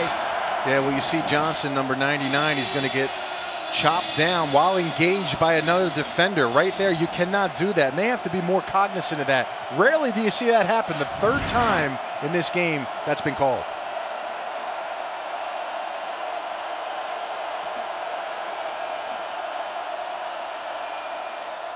On first down, Taylor to the 20. Here's Paul. Well, Beth, I just caught up with Lance Leipold, head coach of Buffalo. He said his team has made way too many critical mental mistakes, letting the environment really take over. They prepared for the noise, but it's nothing like the real thing. Additionally, offensively, he said we have to find a groove, look for a lot of dumps and screens to kind of just to get the chains moving, Anthony. And when you start out with the penalty and it knocks you back into a 1st and 20, 2nd and 16, you know, not a lot of plays to call on that play sheet, so they've already put themselves in a poor situation to start the. Empty set for Licata. 5 receivers against the nickel package for Penn State. 4-man rush. Licata with the little bubble screen. The catch was made, but the knee was down on the grab by Robinson. And now it's 3rd down and 15. Again, in this situation, they're not going to take too many chances. I can't imagine them trying to take a shot. Again, like Paul was saying, you'll probably get a screen pass or a fake pass and an underneath draw play from this football team. Just try to get as many yards as possible and give yourself an opportunity to punt it out and play defense. Their longest play of the first half was 18 yards.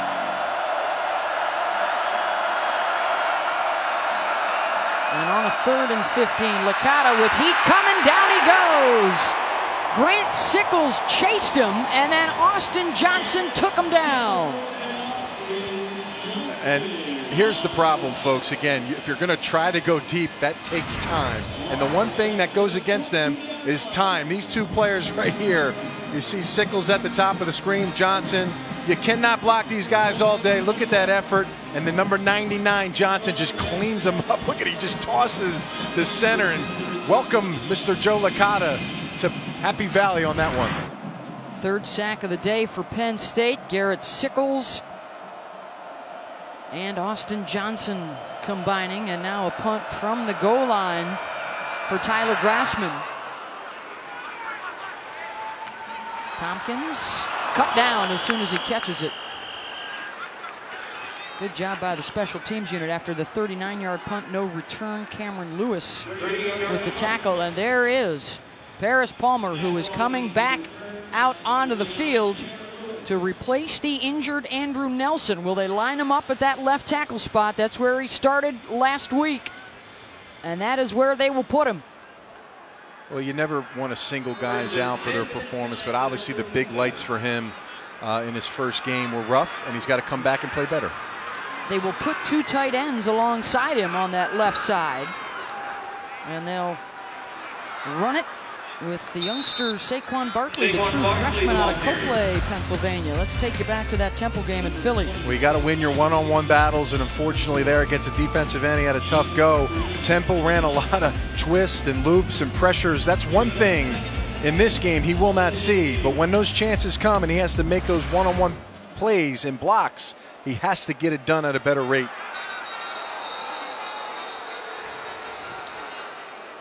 And that was Brandon Crawford, who was trying to hustle off of the field, the 10th man. And from a full-on sprint, he hit the deck. Yeah, I think he kind of felt that he might not make it, and it looks like he slid down. Hopefully he's not injured on this play, but they're checking him out right now as he was hustling to try to get off the sidelines in time before the snap.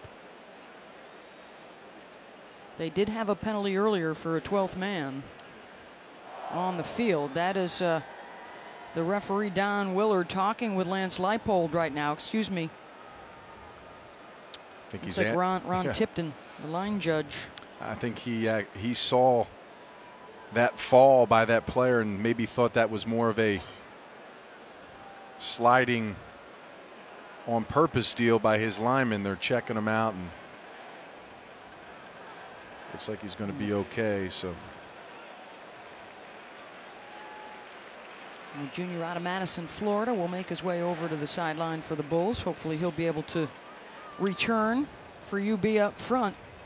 9 of their 12 defensive linemen in their rotation played their first games of their careers last week. And so not a whole lot of experience up there. They have a lot of guys that they can put in. And they had a lot of players, defensive linemen now playing linebackers now playing defensive linemen. They switched from a 3-4 defense. We all remember Khalil Mack, the great outside rusher who went to Buffalo, standing up on the outside. Now they're going to that 4-3, so a lot of changing parts for this defense in Lance Leipold's first year as head coach. Chris Ford will replace Crawford up front. They'll stay with Barkley in the game. Penn State at tailback. Jukes his way down to the 45-yard line. A couple of yards shy of the marker. Brandon Berry has been terrific in the tackling department for that UB defense. Makes another stop. Great speed and instincts. I mean, when he sees it happen, he hits it hard. Definitely a talent that they got to be happy about after they watch the tape in this game. Pick to finish middle of the pack in the MAC this season. And the give on 3rd down. They will not get there. And it's 4th and a couple. Stuffed at the 45-yard line. Yeah, this is an area where I think they'll go for it in this situation. Again, trying to cram a lot up the middle, a lot of bodies on that run, on that inside run. They had some success with their center, Mangiero, and his co-workers on the side, but looks like they're not going to take a chance, pin them back. The defense has played phenomenal in this game so far. As the rain continues to pound down, the significant injury just before the half to their left tackle, Andrew Nelson. And their points coming off of a couple of big plays today, leading to the touchdown and the field goal. Pasquarello to punt. Colin Lisa, the transfer from UAB, when they discontinued the program, Lisa was able to transfer. Delay a game. Offense. 5-yard penalty remains 4th down. Going to give themselves some more room here on this penalty to punt this ball off and try to pin Buffalo back without throwing the touchback. Excuse me, kicking a touchback. Back to midfield. 4th and 7 now.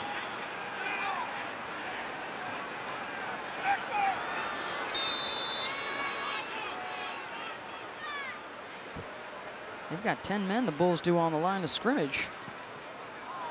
Pasquarello will try and angle it out of bounds, and he ends up short outside the 20. That's where the Bulls will take over 1st and 10, just a 28-yard punt.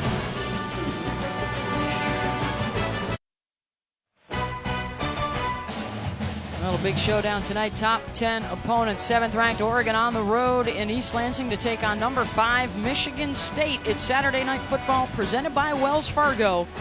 Tonight at 8 Eastern, 5 Pacific on ABC. Also available streaming live on Watch ESPN. Who's in for the college football playoff? Neither of those teams in the Football Power Index picks this week to be in the top 4. That could change, whoever the winner is. Let's take a look at this week's rankings, brought to you by Capital One. And the AP top 10 finding the defending champs on top, taking on Hawaii this afternoon. Auburn in a bit of a dogfight with the Gamecocks of Jacksonville State today as Taylor runs on 2nd and 5. Tackled by Trevor Williams. Again, Ohio State, a few softballs there with some of those teams expected to win a lot of those games. Really, Michigan State, Oregon, the toughest game. 3rd and 5 and a big hitter. Down to the 45-yard line of Penn State goes Anthony Taylor, 29 yards, the longest offensive play for either side today. Yeah, you know, you have the linebacker in a situation to make a play. Number 2, he's right here. He's going to get sucked in on this action. He's going to try to come back out. He can't really see, not able to make that tackle. That was Marcus Allen who bid on it. And now the Bulls on the move. Anthony Zettel with the tackle after a short gain. Yeah, check him out. See number 2 right there behind. Again, gets himself out of position because of the line action. Gets caught up in the mix there. Finally, Buffalo can do something there. Taylor now 14 carries, 82 yards. The big run they've been looking for. On the slant to the receiver, McGill for a first down. And the best possession thus far for the Bulls, and Marcus Allen may have been hurt on the play. The sophomore free safety, who was a member of the Big Ten all-freshman team a year ago. A few tough back-to-back plays for him out of position on one, and then McGill, who's a big receiver, 6'1", 220. That collision there really shook him up a bit. Talking with James Franklin yesterday, said one of the things they learned from the Temple game, with the scholarships now getting closer to the full 85 after the sanctions, their practice depth is better, but he says their game depth is not there yet. You've got a lot of freshman and sophomore underclassmen backups on the 2 deeps. That was a big-time collision. Yeah, that's 220 pounds right at you. You better get down, and gets caught on a free shot on his shoulder from that big wide receiver, McGill, 220 pounds. And you're right, to go back to your point, Beth, they have a lot of good talent, big star, 5-4-star recruits, but they're not ready to play now. So that's the problem. The depth of guys that can actually come on the field and be starters has been an issue for them. Troy Apke, number 28, will replace Allen. Inching up towards the line of scrimmage. The delay to Johnson. He's met in the backfield. Good push by the 2 big guys up front, Johnson and Zettel. They ran a cross dog in the middle. Kabinda coming across, clogging up that middle. Makes it tough for the running backs to get through there. Good job by this Penn State defense. Again, minus plays behind the line of scrimmage. Big problem for this Buffalo offense today. 2nd and 13, Johnson back in at tailback. They've got Matt Weiser, the tight end, lined up as a fullback. Inching his way to the left, gets a nice block on Zettel in the backfield, and just a short gainer. And it's going to be 3rd and double digits. Ran into the Buffalo radio guy, Paul Peck, out here in the press box, and he said about 4 people have already stopped me to remind me that the score last week was 10-0 Penn State over Temple. Yeah. So a little bit of confidence from UB coming out of the locker room, knowing they were still in it. It'd be nice for them if they could keep the drive alive on a 3rd and 11.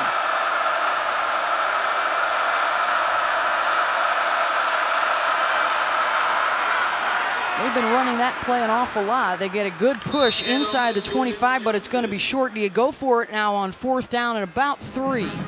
I'll tell you, it'd be a confidence builder for this team to get some points on the board. But again, you had a missed field goal early.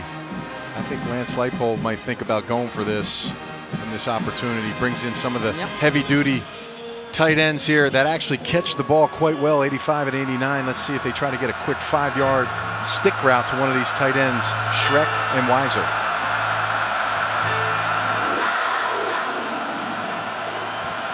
On 4th down, they'll do that delayed huddle break again to come to the line quickly. Play action, the flip forward to McGill. He's got the first down to the 15. Well executed by the Bulls. And an 8-yard pickup and a red zone scoring opportunity. Really a nice job by McGill coming across and just faking it with the play action. Gets himself a conversion.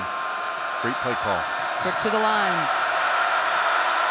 1st and 10, Taylor. Inching his way forward down to the 13-yard line. Trevor Williams with the tackle.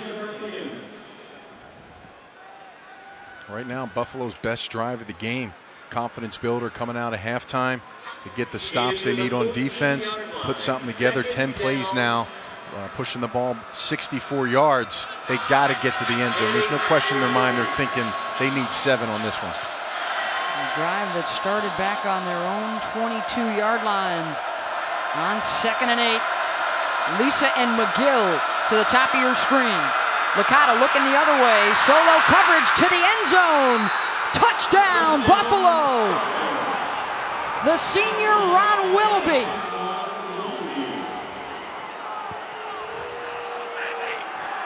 If there's one guy he feels comfortable with on one-on-one coverage on the outside, it's his #1 receiver and senior Willoughby on the outside. Great job here. He just waits for him, throws the ball up, goes against a younger defensive cornerback, sophomore Campbell, and just really out-jumps him and catches that ball.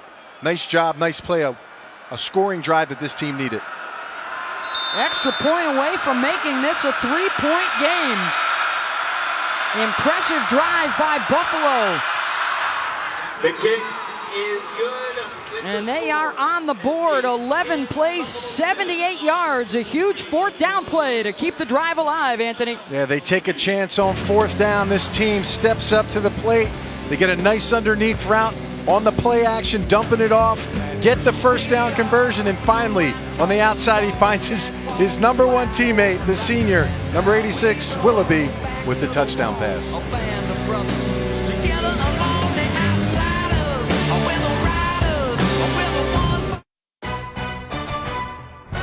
ESPN College Football, brought to you by Lexus and their pursuit of perfection. And Chick-fil-A, we didn't invent the chicken, just the chicken sandwich.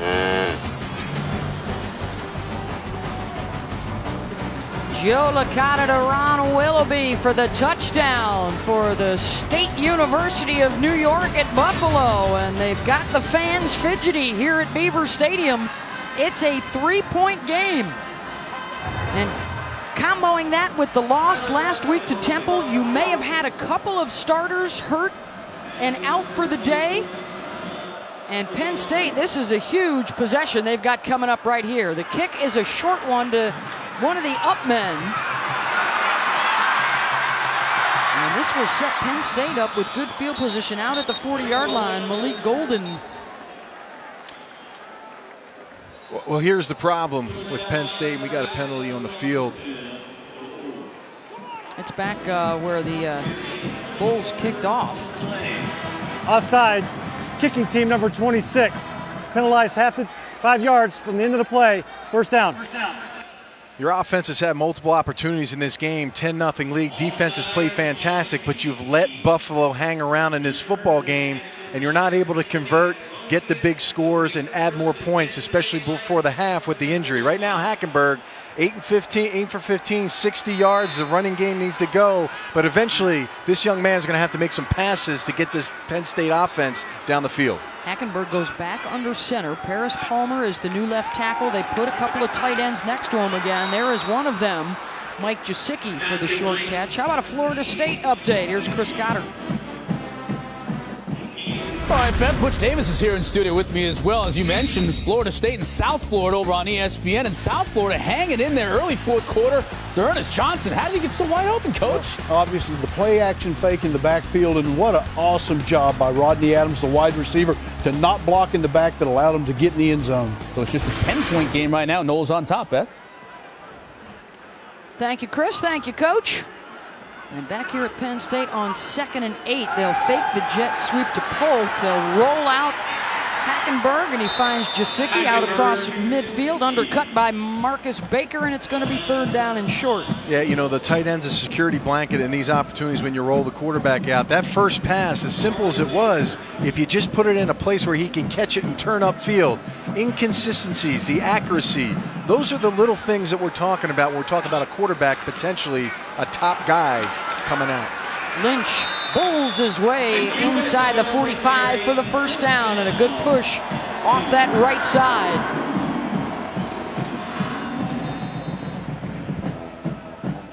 You see some of the top-tier quarterbacks last year, Winston and Mariota. These guys are extremely accurate. Completion percentages are high. You got to give your guys, your playmakers, a chance to catch the ball and make plays. That's how you get those big yardage numbers and those statistics. Right now, it's been a shaky up and down afternoon for the young man. They've been helping out Paris Palmer with a tight end. This time, Paris alone at left tackle.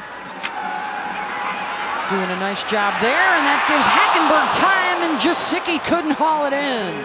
Had him on the run, possibly for 6, and it's incomplete. As Palmer drove the rusher away from his quarterback. And again, we talked about all that, and then when it happens, you put a perfect ball in your tight end's hands, it goes right through it, and he's a well-known tight end, Jasicki. Really has some good hands. The fact that he wasn't able to pull that in, big opportunity missed there down the sidelines. Perfect pass by Christian Hackenberg. Jasicki out. Carter is on at tight end. Lynch, nice spin down to the 41. 3rd down and 7 coming up.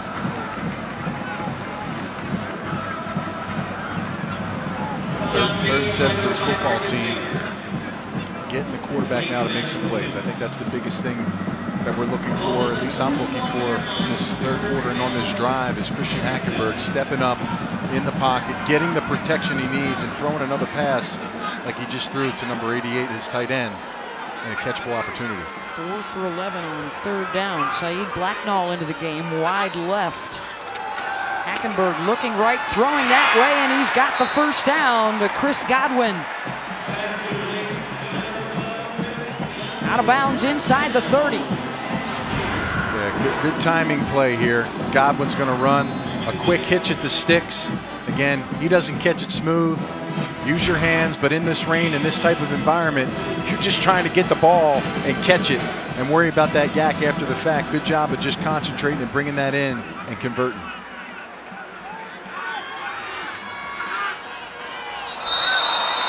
Movement on the right side. Harris trying to get the jump on Palmer.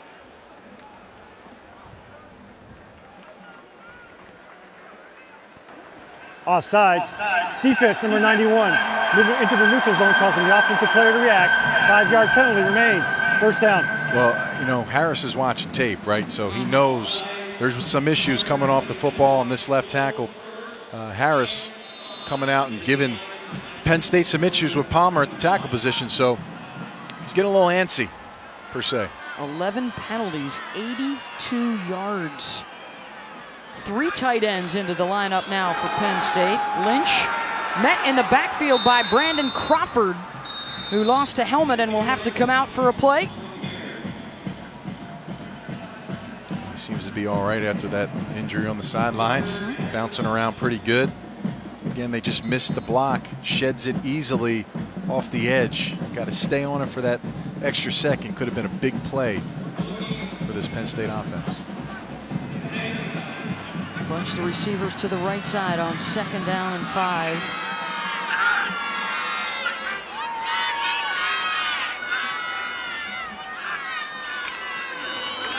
Now jet sweep it again. This is the same play they scored the touchdown on. It's the same guy, Brandon Polk. Run out of bounds at the 5. 1st and goal, Nittany Lions, and a nice block by Mike Jasicki to spring them. It's always nice to have lead blockers go around the outside, and watch number 88, the tight end, making up for that drop ball. Makes a cut, but really the speed and awareness of Polk on that play is becoming quite a weapon in that reverse jet action. 21 yards for Brandon on that play as Lynch cannot get to the outside. Congested there by Boise Ross, and a flag down on the far side of the field.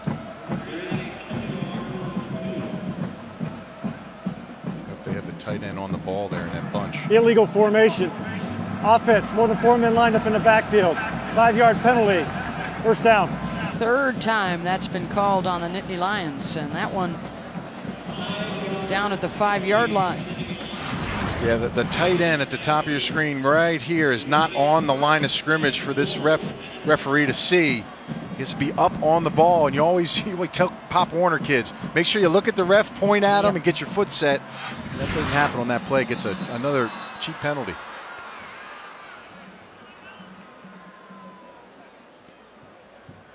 That's the linesman hustling in from the near side to make sure they have the spot right.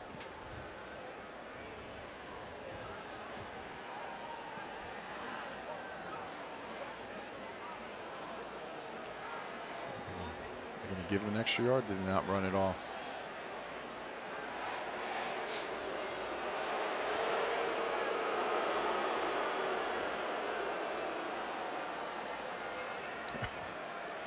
Oh, Big Ten crew. Spot is correct. First down. Willard. Funny to them, not to the fans. And a quarterback who doesn't want to wet football because of that delay. Saquon Barkley now in the backfield for Penn State on 1st and goal. He will get the call.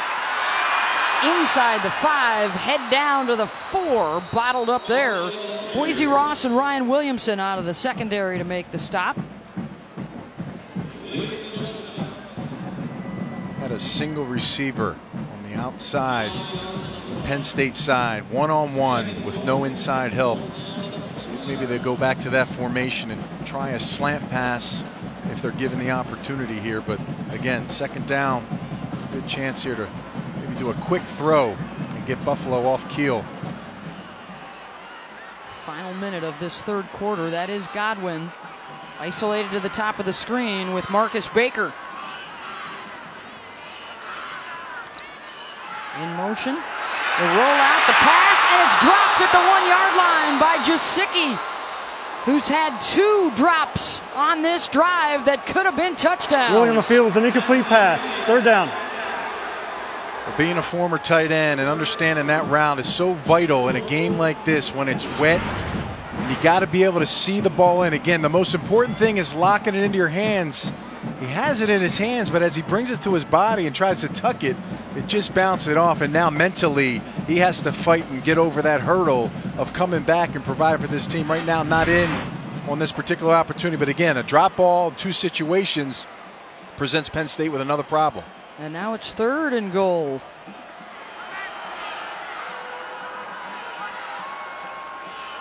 Hackenberg, incomplete, 4th down, looking for his tight end Kyle Carter. Okazie Alozie had the coverage.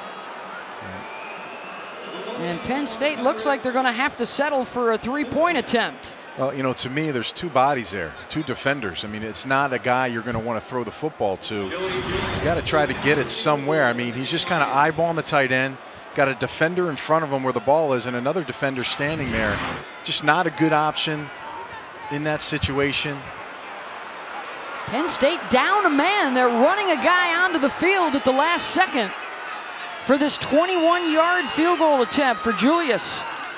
He's made from 22, and he's got another one. And I believe that was Mike Jasicki, the tight end, who was the guy missing that had to hustle out there. 13-7, Penn State pads the lead.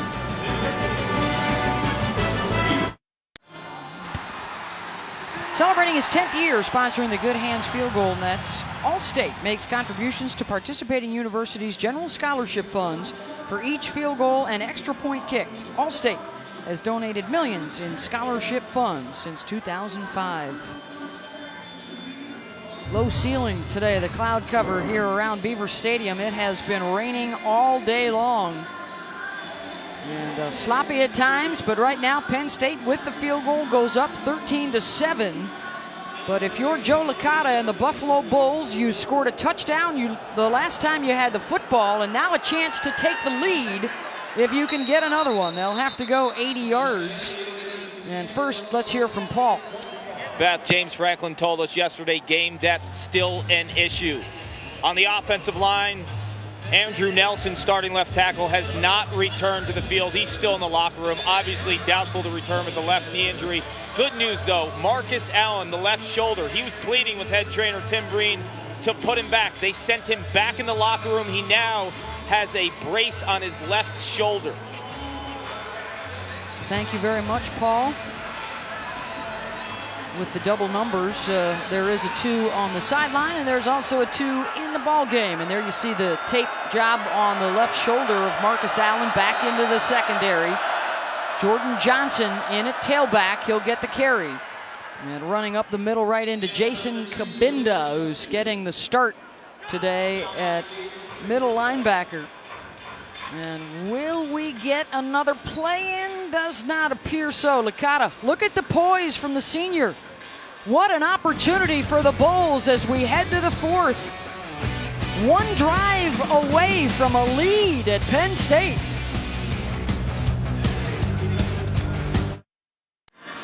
On a cold and rainy day here in State College, we anticipated total yardage numbers might be down. Penn State, 0 sacks allowed. The penalties have really hurt the Bulls, and yet here they are with their senior quarterback Joe Licata trying to drive them down the field to take the lead on Penn State. They got a long way to go to get there as we start the 4th quarter. Beth Mowins, Anthony Beck, Paul Carcaterra with you. Buffalo seeking its first win over a Power 5 opponent, and Penn State trying to avoid 0-2 with losses to Temple and Buffalo. False start. Offense number 74. 5-yard penalty remains. 2nd down. 6th false start penalty on that O-line. Watch it again. Third-year starter. His name's been called often in these situations.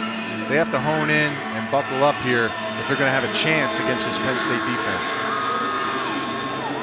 87 yards the wrong way for the Bulls on those 12 penalties. It's 2nd and 13. Licata looks out into the flat to Willoughby, who has the touchdown catch for them on their last drive.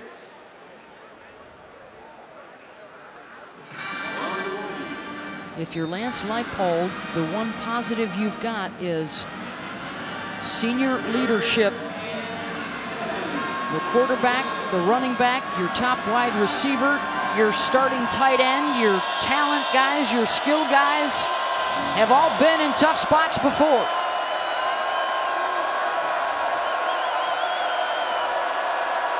On 3rd and 7, 4-man rush into the flat to Lisa. And that's going to be well short. Lucas missed him, but Williams did not. And now it's 4th down. And again, he throws it to a quick route that would have been far short of the 1st down. But to me, it's recognition as a coordinator up in the box. You got to see that guys like Zettel and Nassib are not in the football game, and you might have a little more time in pass protection to get a better play off there. They choose to stay quick again and not get the sufficient yardage with the short pass play. DeAndre Tompkins, who had a nice punt return to set up their touchdown in the 1st half, is back deep. Mark Allen had been their return guy in the 1st quarter.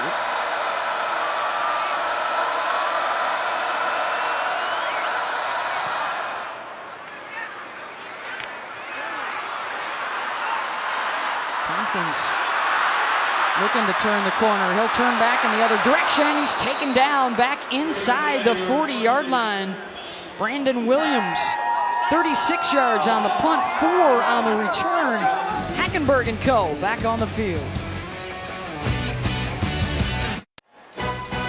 College football primetime presented by Hilton. Heads down to SEC country. Tennessee hosting Oklahoma out of the Big 12, and then an all-SEC affair with LSU, Mississippi State. The doubleheader gets underway at 6:55 Eastern tonight on ESPN and on your Watch ESPN app. If Tennessee is a team to watch, a team that's going to make a move in the SEC, this would be a huge opportunity for a statement for them tonight. And then Mississippi State and Dak Prescott, they beat LSU last year. Can they do it again? Saquon Barkley alongside Hackenberg. 1st and 10 Penn State, early 4th quarter.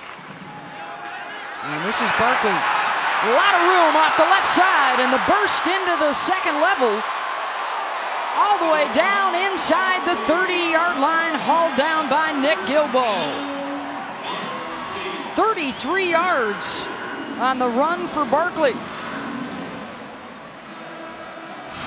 See this play. Nice job. They try to crack it on the outside with the receiver and actually falls in Palmer's hands. He's able to push out that defensive end, and great speed up the sidelines by the true freshman Barkley. Big play, something this offense needs.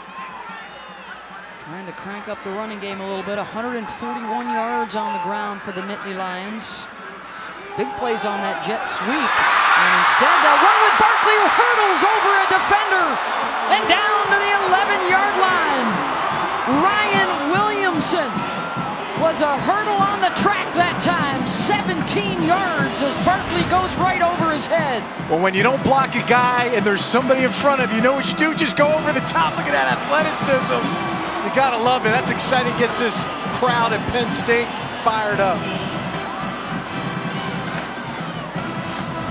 Little electricity out of the backfield from the true freshman. And why not keep him in the game?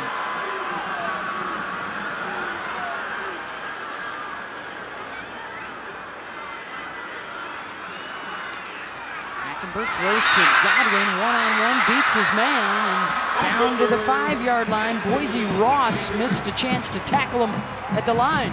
You know, Hackenberg has command not only of his team, but the fans. Puts his arms up, tells everybody settle down. You could hear a pin drop. You got to finish this drive. You need 7. No more field goals for this team.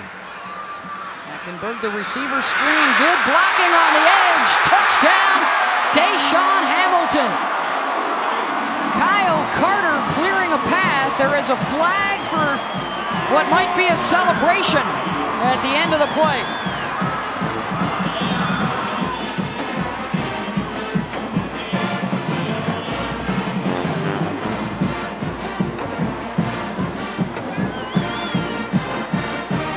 What? They need to get excited. Find the end zone. It's been tough for this football team today. The result of the play is a touchdown. After the play was over, unsportsmanlike conduct, offense number 5. That 15-yard penalty will be enforced on the kickoff. This is number 5's first unsportsmanlike conduct penalty of the game. All right, Deshaun Hamilton, he doesn't want to get a second. That would result in an ejection. Impressive drive, though, for the Nittany Lions after they stalled the last time they had it and were held to 3 points inside the red zone. No hesitation that time from Hackenberg, guiding this team right down the field. And a couple of big carries for Saquon Barkley to get them close. Extra point is good, 20-7. Penn State, 10 points on their last 2 drives. They get a great spark. Look at this hurdle by number 26, Barkley, as he makes an athletic play. Finally, one-on-one, the receiver catches the ball. Go make a play, stick your foot in the ground. Get some help by his tight end with the big block. Touchdown, Penn State.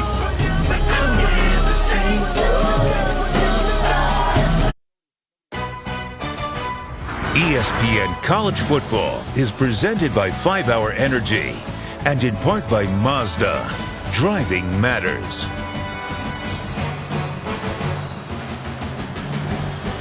Went to a football game and a track meet broke out for the true freshman Saquon Barkley. The 110-meter hurdles, or at least the 10-yard hurdles. Yeah. And that got them downfield in a hurry and a touchdown strike.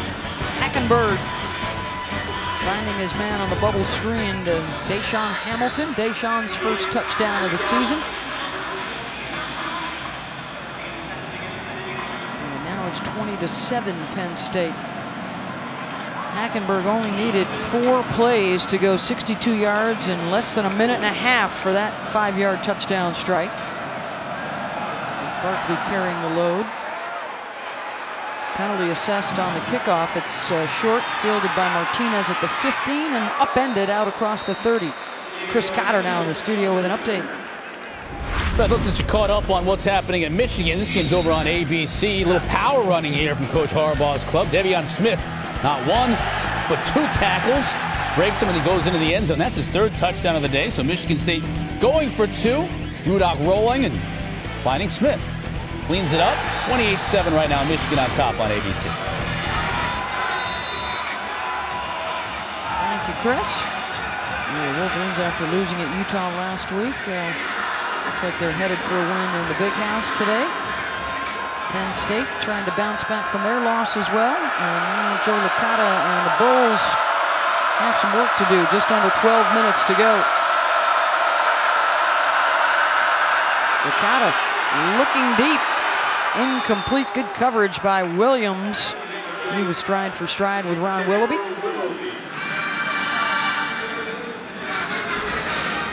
How about some other programs that are looking to bounce back after taking it on the chin last week? Texas will play Rice.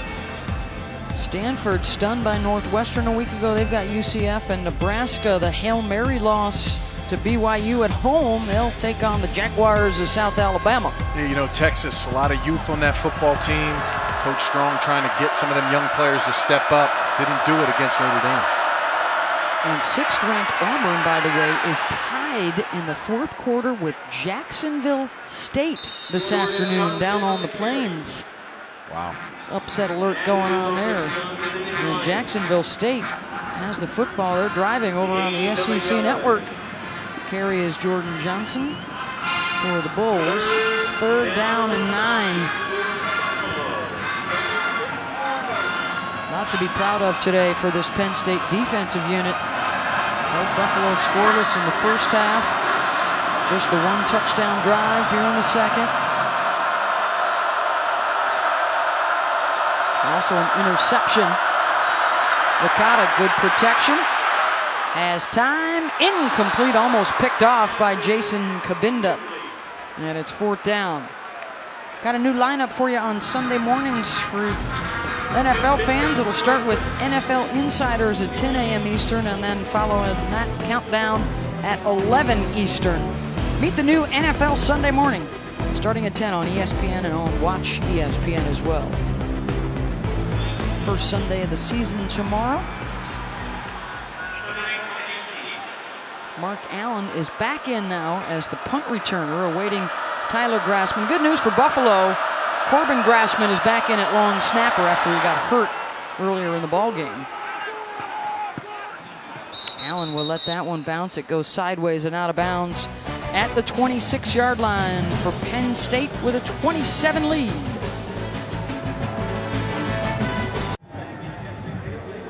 Welcome back to Happy Valley. Penn State leading Buffalo 20-7, 10:56 left in the 4th quarter.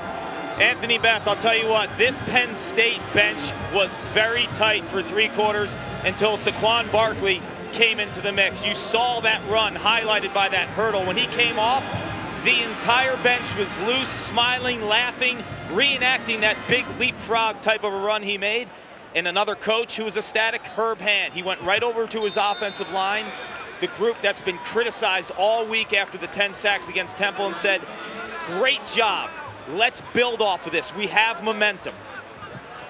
Well, Paul, that is certainly good news, a good sight for that O-line. A reminder that Andrew Nelson went out early in the at the end, of the 2nd quarter with an injury, has not been able to return. How about an Auburn update now from Chris? Beth, Anthony, it isn't great for Auburn fans. They're in big trouble right now over on the SEC network. This is Troy Maine Pope from Jack State taking it in. Auburn trailing with 5.5 minutes left to go at home, Beth. Wow. That would be huge. That's an FCS power going into the Auburn's home field. Akeel Lynch is on at tailback. Off of play action, Hackenberg looking deep. Godwin behind the defender, and there's going to be a flag for pass interference as Godwin landed awkwardly into a split. Boise Ross with the coverage, and this will tack on 15 yards. Pass interference. Defense number 1. 15-yard penalty. Automatic. First down.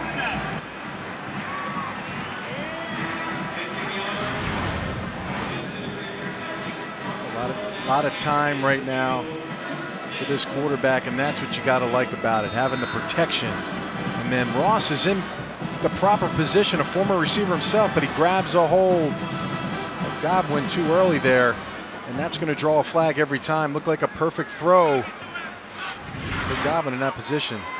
Great deep ball by Christian Hackenberg.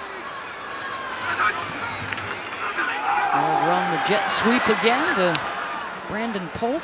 Boy, we're seeing some exciting stuff. Not on that particular play, but earlier from Brandon Polk, a true freshman. Barkley, the true freshman tailback. They talked a little bit about the depth is still a lot of young guys, but those would be James Franklin recruits, guys that he brought in. And certainly after the Temple loss, you want to maintain the recruits that you've already got. This is the 4th rated class in the country that they have coming in next year. A lot of turnover over the last couple of seasons, obviously. And some great spots if you're looking for them in terms of what the future presents as Hackenberg's pass out of the reach of Kyle Carter.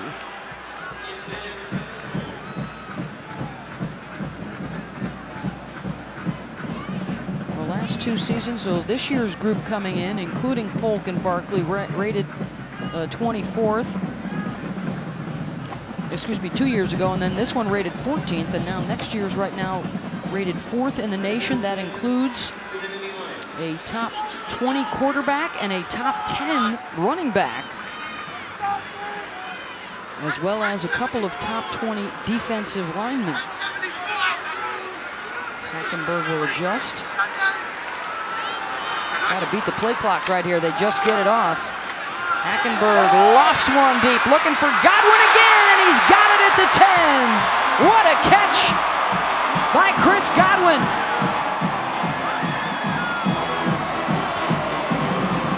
A 38-yard strike.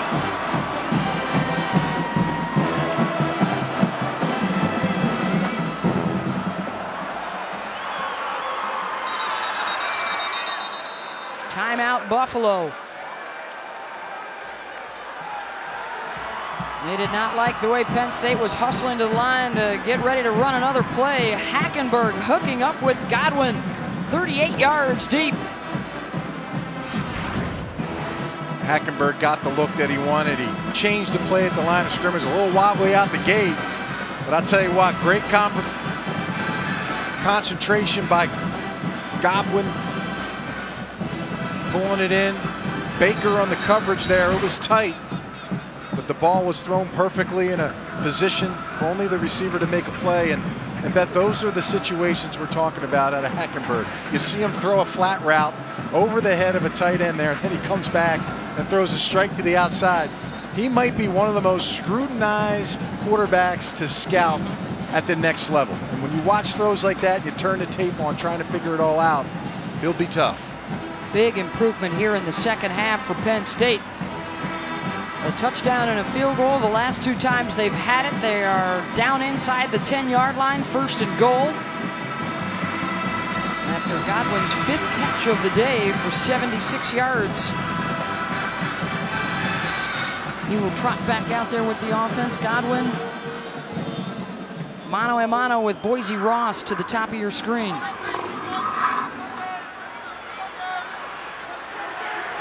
Three tight ends to the right side, looking to Godwin all the way, and miscommunication that time between QB and wideout.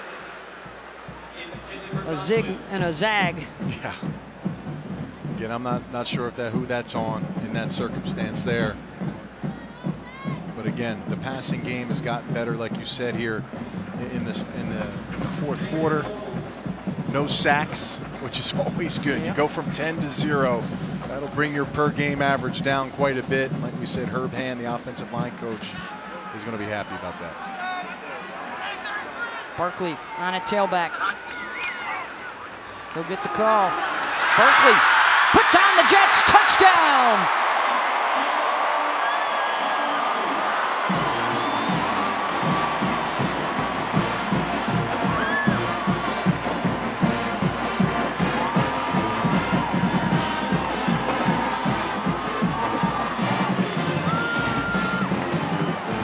Kids averaging 10 yards per carry today. I'll tell you, if you need a spark, look no further than number 26. He's flying over guys, and I'll tell you, the point from sticking his foot in the ground and getting downhill, this kid's got some amazing burst. Just a little bit of a delay, and then followed those O-linemen. Julius, extra point is good. Big change in the second half. Despite the loss of Andrew Nelson, Paris Palmer getting a second chance, and the JUCO transfer's doing all right. Get to the second level, use your athleticism, and then stick your foot in the ground and get downhill. Beautiful run by Barkley to add another touchdown to Penn State.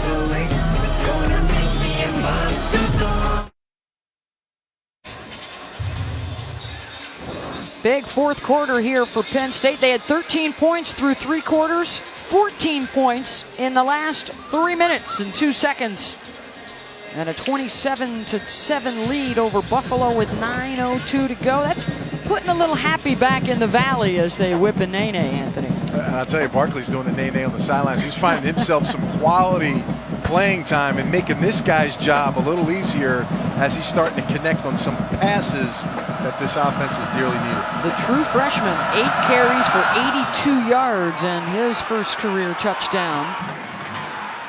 And the kickoff, the return for Martinez, wrapped up at the 16. How about a studio update, Chris? That's our game.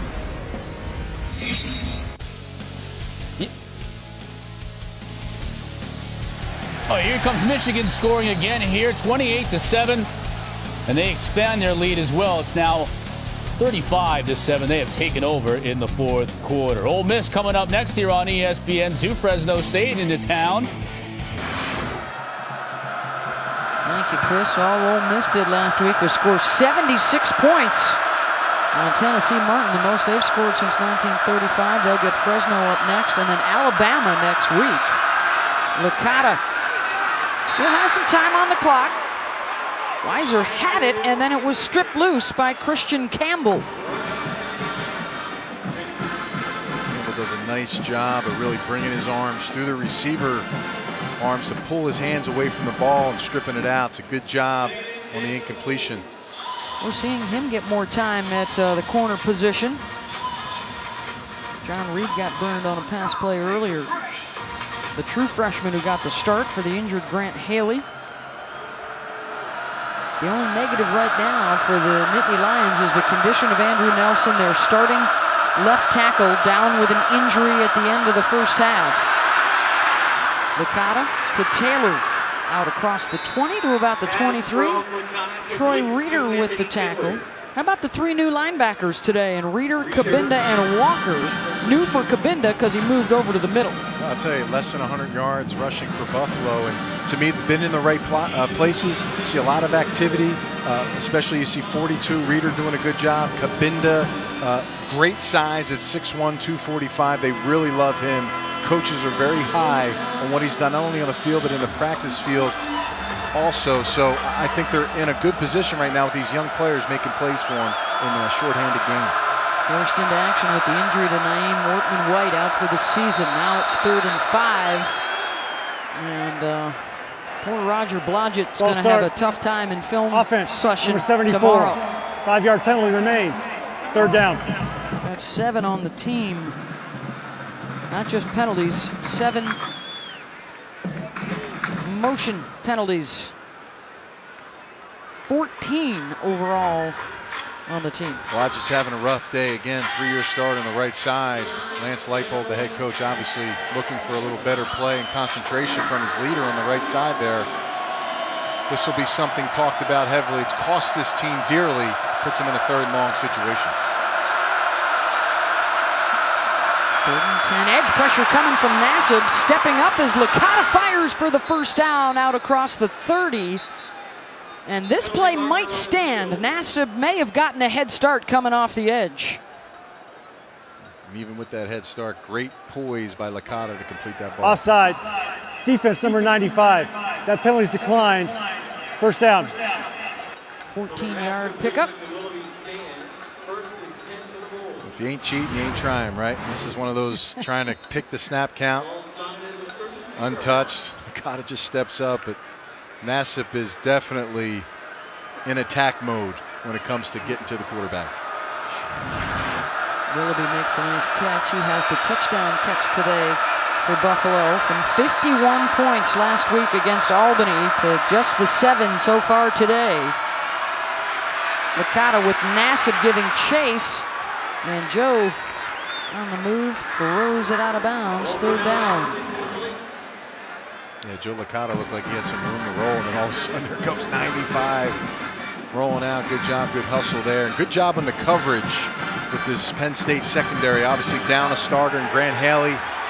Got Reed, number 29 in. Campbell has stepped in and done some nice things, along with their leader in the cornerback position, number 10, Trevor Williams. Was outside the pocket. I'm not sure the that ball pass did not get back got to across the line of scrimmage. Lost it down at the spot of the foul. 2nd down.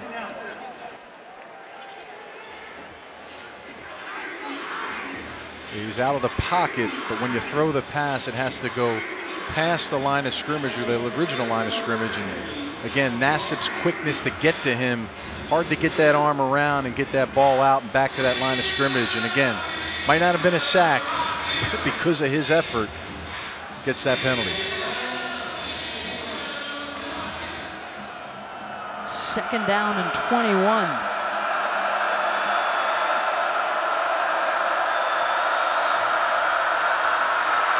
Licata.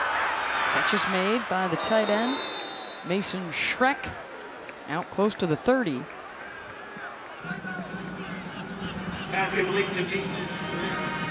Schreck had career highs last week, 5 catches for 62 yards. Only 1 catch today, though. On 3rd down, they need the 42. Licata. The catch made at the 41 by Malcolm Robinson. Going to be a yard short.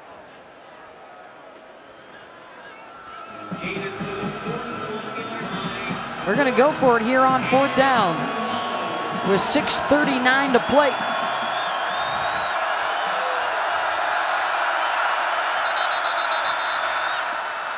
And now Penn State will call the timeout.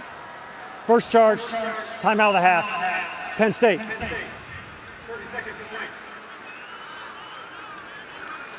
We'll take the 30-second timeout. Not only football today, but U.S. Open tennis as well, after pulling off the stunning upset yesterday.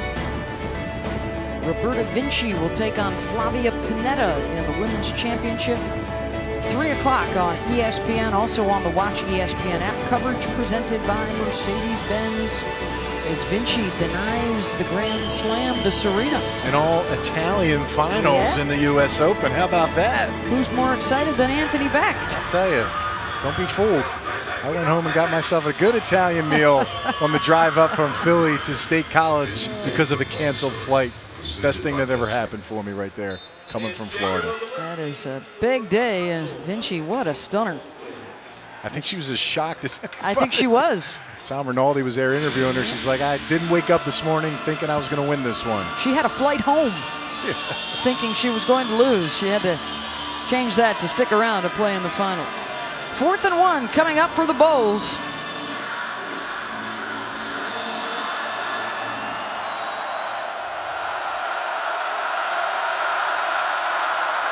Taylor, he's got it. Yeah, he does.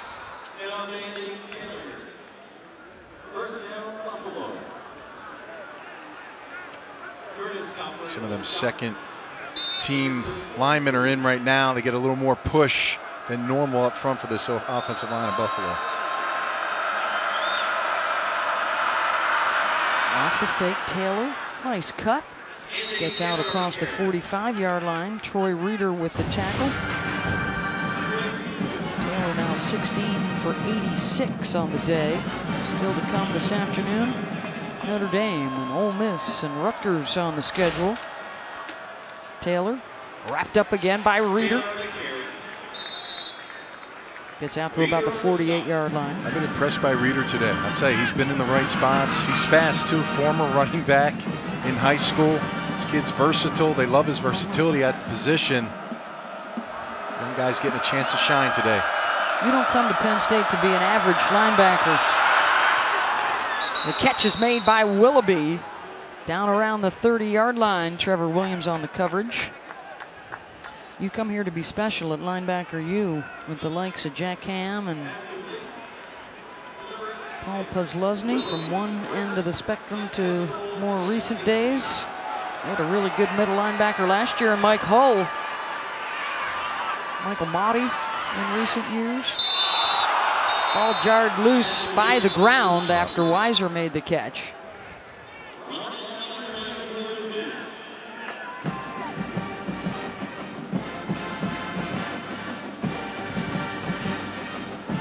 Approaching the 5-minute mark. This, by the way, the first of a 5-game homestand for Penn State, the longest they've ever had here at Beaver Stadium. Trying to get some momentum going after the tough loss last week, but right now it's the Bulls driving downfield into the red zone and down to the 10-yard line to Jacob Martinez. And again, you're starting to see Licata. He's got time, some backups at the line position. Nassib's back in the game now. See if they can change it up. Here comes the blitz. Licata to the end zone. And what a grab. Touchdown. Marcus McGill laid out to snag it.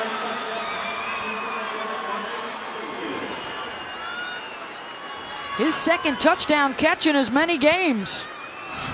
This is a connection that these guys are on the same page. Licata puts the ball the outside, and the receiver knows. He just keeps it close and pops out outside. Watch this grab away from the defender, who's got no chance. Trevor Williams, a very good cover corner for this team, a 3-time starter. Just can't make a play there. Great connection between those two. Fields completed pass for a touchdown. Plays under further review. They will review the touchdown catch made by McGill. There he is, ball thrown in only a place he can catch it. Pulls it in. Now the question is his hands under? It looks like he's got it secured under his arms.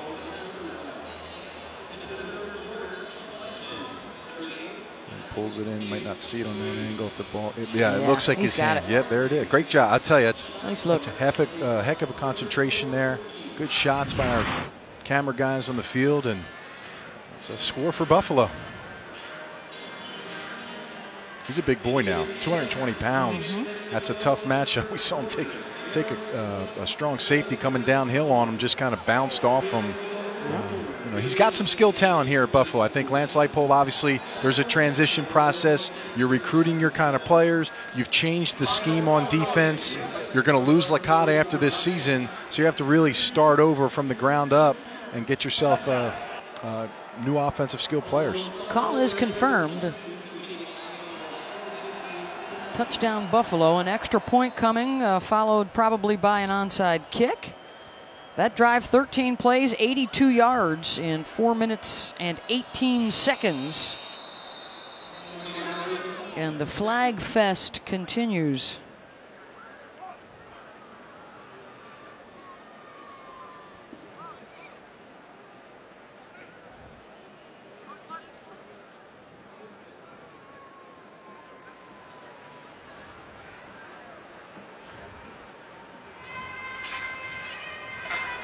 Offside. Defense number 94. Penalized half the distance to the goal. Remains to try.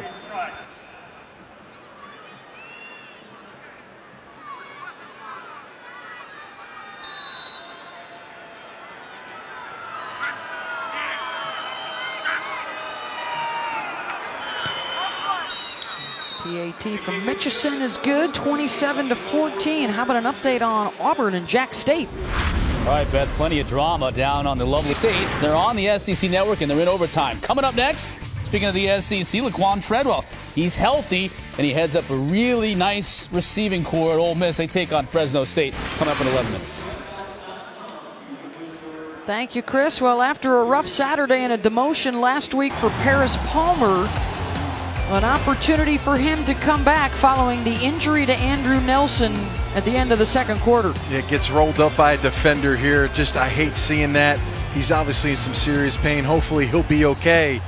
But Palmer's got to step in. He started last week, didn't have a great game, but I tell you, he came off the ball early in this football game and really helped spark Barkley. And again on this play, showing his athleticism to get to the second level.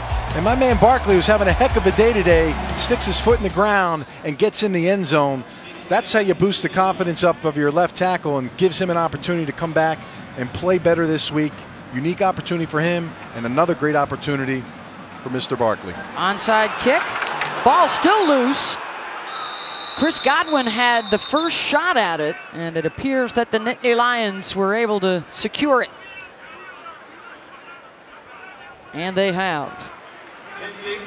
Just to finish that, Andrew Nelson, he has not returned to the game, unknown the severity of his injury, and Godwin, after losing it, able to get it back.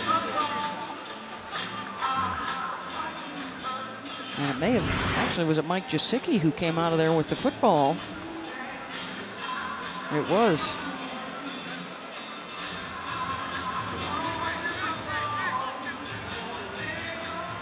And you know what? It looks like he took his gloves off. So he's going all natural on the hands. Yep.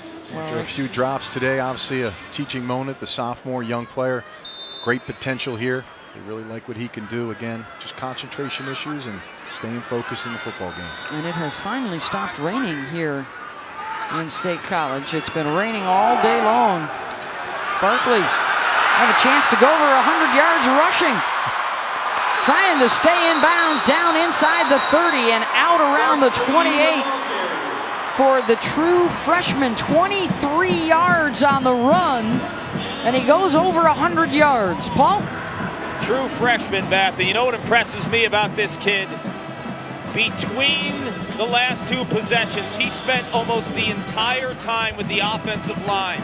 Coach Herb Hand breaking down plays, Saquon Barkley asking questions, telling his linemen the tendencies, what they should look for when he's running the ball. Anthony, this guy's dialed in. Well, he's definitely making some good recommendation because 9 carries, 105 yards, 11.7 yards a carry. This kid's tearing it up today against his Buffalo defense. 9 carries, $105, and going for more. Following Mangiero down to the 20-yard line, and a flag with 3:47 to go.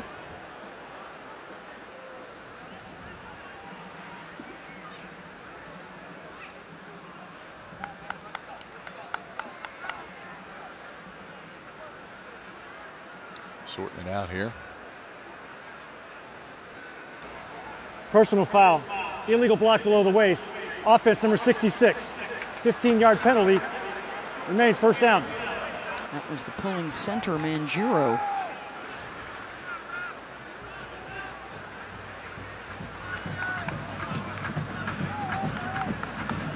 One of the captains of this football team.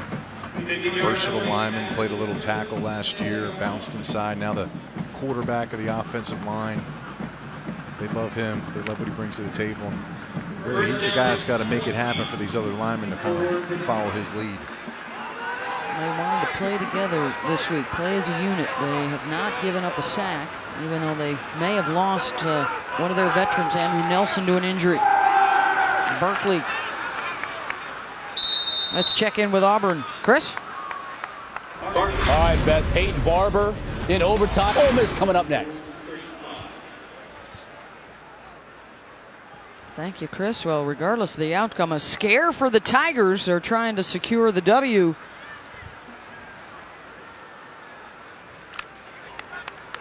Running back's been light, losing all this pain. He's the Panthers now. Trying to find a guy to step up. Looks like they might have found him now. Barkley met in the backfield by Gilbo. You got options now as you move forward if you're Penn State. Barkley, 115 yards rushing today. Lynch had 19 carries today, 46 yards, their starter. And Polk is just a disaster for defenses on that jet sweep. And that'll be big with this team moving forward, because now you got to honor a lot of that activity in the backfield, and when you do, that's going to pull defenders outside of that box. And when you got a kid like Barkley who hits it very hard downhill, sticks his foot in the ground, and showing great speed on the outside, dangerous combination with him, Lynch, and several of the other players. Lynch back out there right now. Play action, Hackenberg deep. Incomplete, looking for Geno Lewis. Boise Ross had the coverage. Penn State will get ready to stay home for a while. They've got Rutgers and San Diego the next couple of weeks, and then 2 more in early October with Army and Indiana coming to town before they have to head out on the road again. And if you're Nittany Lion faithful, you'd love to be 5-1 heading to Ohio State on October 17th. Nothing like playing at home, big crowd. Obviously, we'll have way more fans when the weather's better, and this team needs to get on a run, get confidence. Good job today getting that started. Big number 99's going for a 50-yard field goal, and they botch the snap.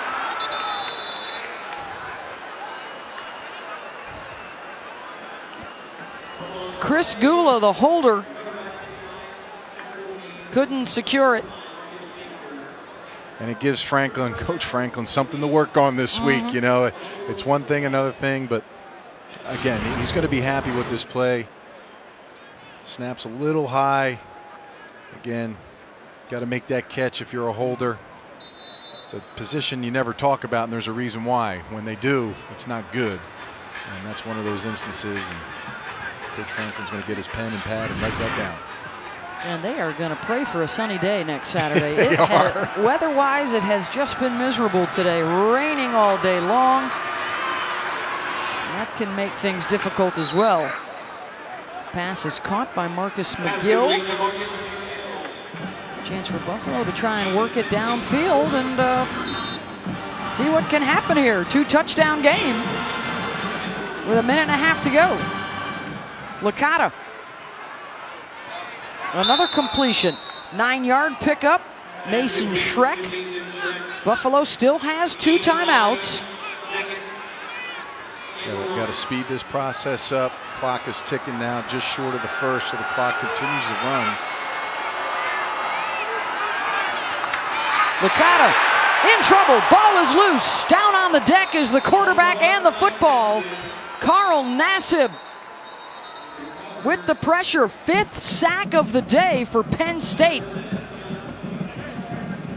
Buffalo was able to recover the football. Well, somebody forgot to tell Joe Licata the starters are back in at the defensive line, because taking that extra second was a painful one right there. Nassib just runs around the 3-year starter right tackle for Buffalo, and again, he wants it. You can tell every time he gets a chance to go get a sack or get to the quarterback, he is not wasting any of those plays and opportunities when he's in the football game.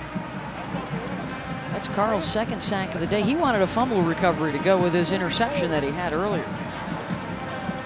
And I know I'm showing a lot of love for this kid, Beth, but I'm going to let you know, as this season goes on, he will be a factor every single week for this football team, along with Zettel and John. I mean, these guys are going to be raising hell in this division and conference, and they're going to be happy about that. Coach Shoup, I know, loves them, and they might know him here, but he's going to be known nationally over the next couple weeks. Developing situation. Breaking news. Carl Nassib able to knock it loose again. Ball is still free. And it looks like it was Buffalo again, able to jump on it. Nassib. Disruptive all day long. Anthony Taylor was able to fall on it. Play a game on how many times I say his name today, but you got to. Look at this. Just runs around the tackle. The tackle's not making any adjustments to help himself out, nor is Buffalo giving this poor kid some help with maybe a chip. They're just saying, look, get on that island, go block their best pass rusher, and good luck. And it's not working out right now, and Nassib's getting a lot of those cleanup plays at the end of the game, showing superior effort. This kid, again, 7-foot wingspan. He's got long arms. Look at him breathing heavy, but it doesn't matter. He finds a way to crank it up when they need it on those big downs. And now the last chance for Buffalo without a timeout, 45 seconds and 4th down.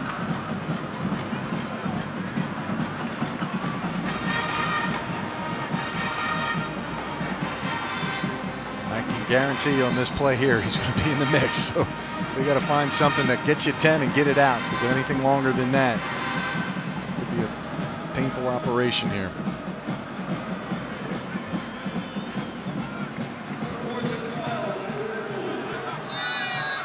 4th and 10 for Licata and the Bulls. Nassib lining up at left end. Licata incomplete, and Penn State will take over. Big second half for the Nittany Lions to pull away from Buffalo and a 27-14 lead in the final seconds. Well, I'll tell you, this Penn State offensive line, no sacks, that's the story. I think they found a running game with Barkley and Lynch giving the ball to these guys, and Hackenberg found his passing game a little bit today with some of his receivers down the ball. You can build off those things, and of course the defensive side, Beth, right now, the defensive line is superior. They're going to be a team to be reckoned with moving forward. And a hey, how you doing for defensive end Carl Nassib and true freshman running back Saquon Barkley had some big moments today as Penn State bounces back from the Temple loss a week ago, and they defeat the Buffalo Bulls 27-14. And now the Nittany Lions will wait and see what happens with Andrew Nelson, their starting left tackle who was injured in the first half today. 27-14, the final coming up next on ESPN2. It's Fresno State and Ole Miss. Stick around as well. We'll get you up to date on what's going on in overtime down on the plains with Auburn and Jack State. Thanks for joining us from Happy Valley.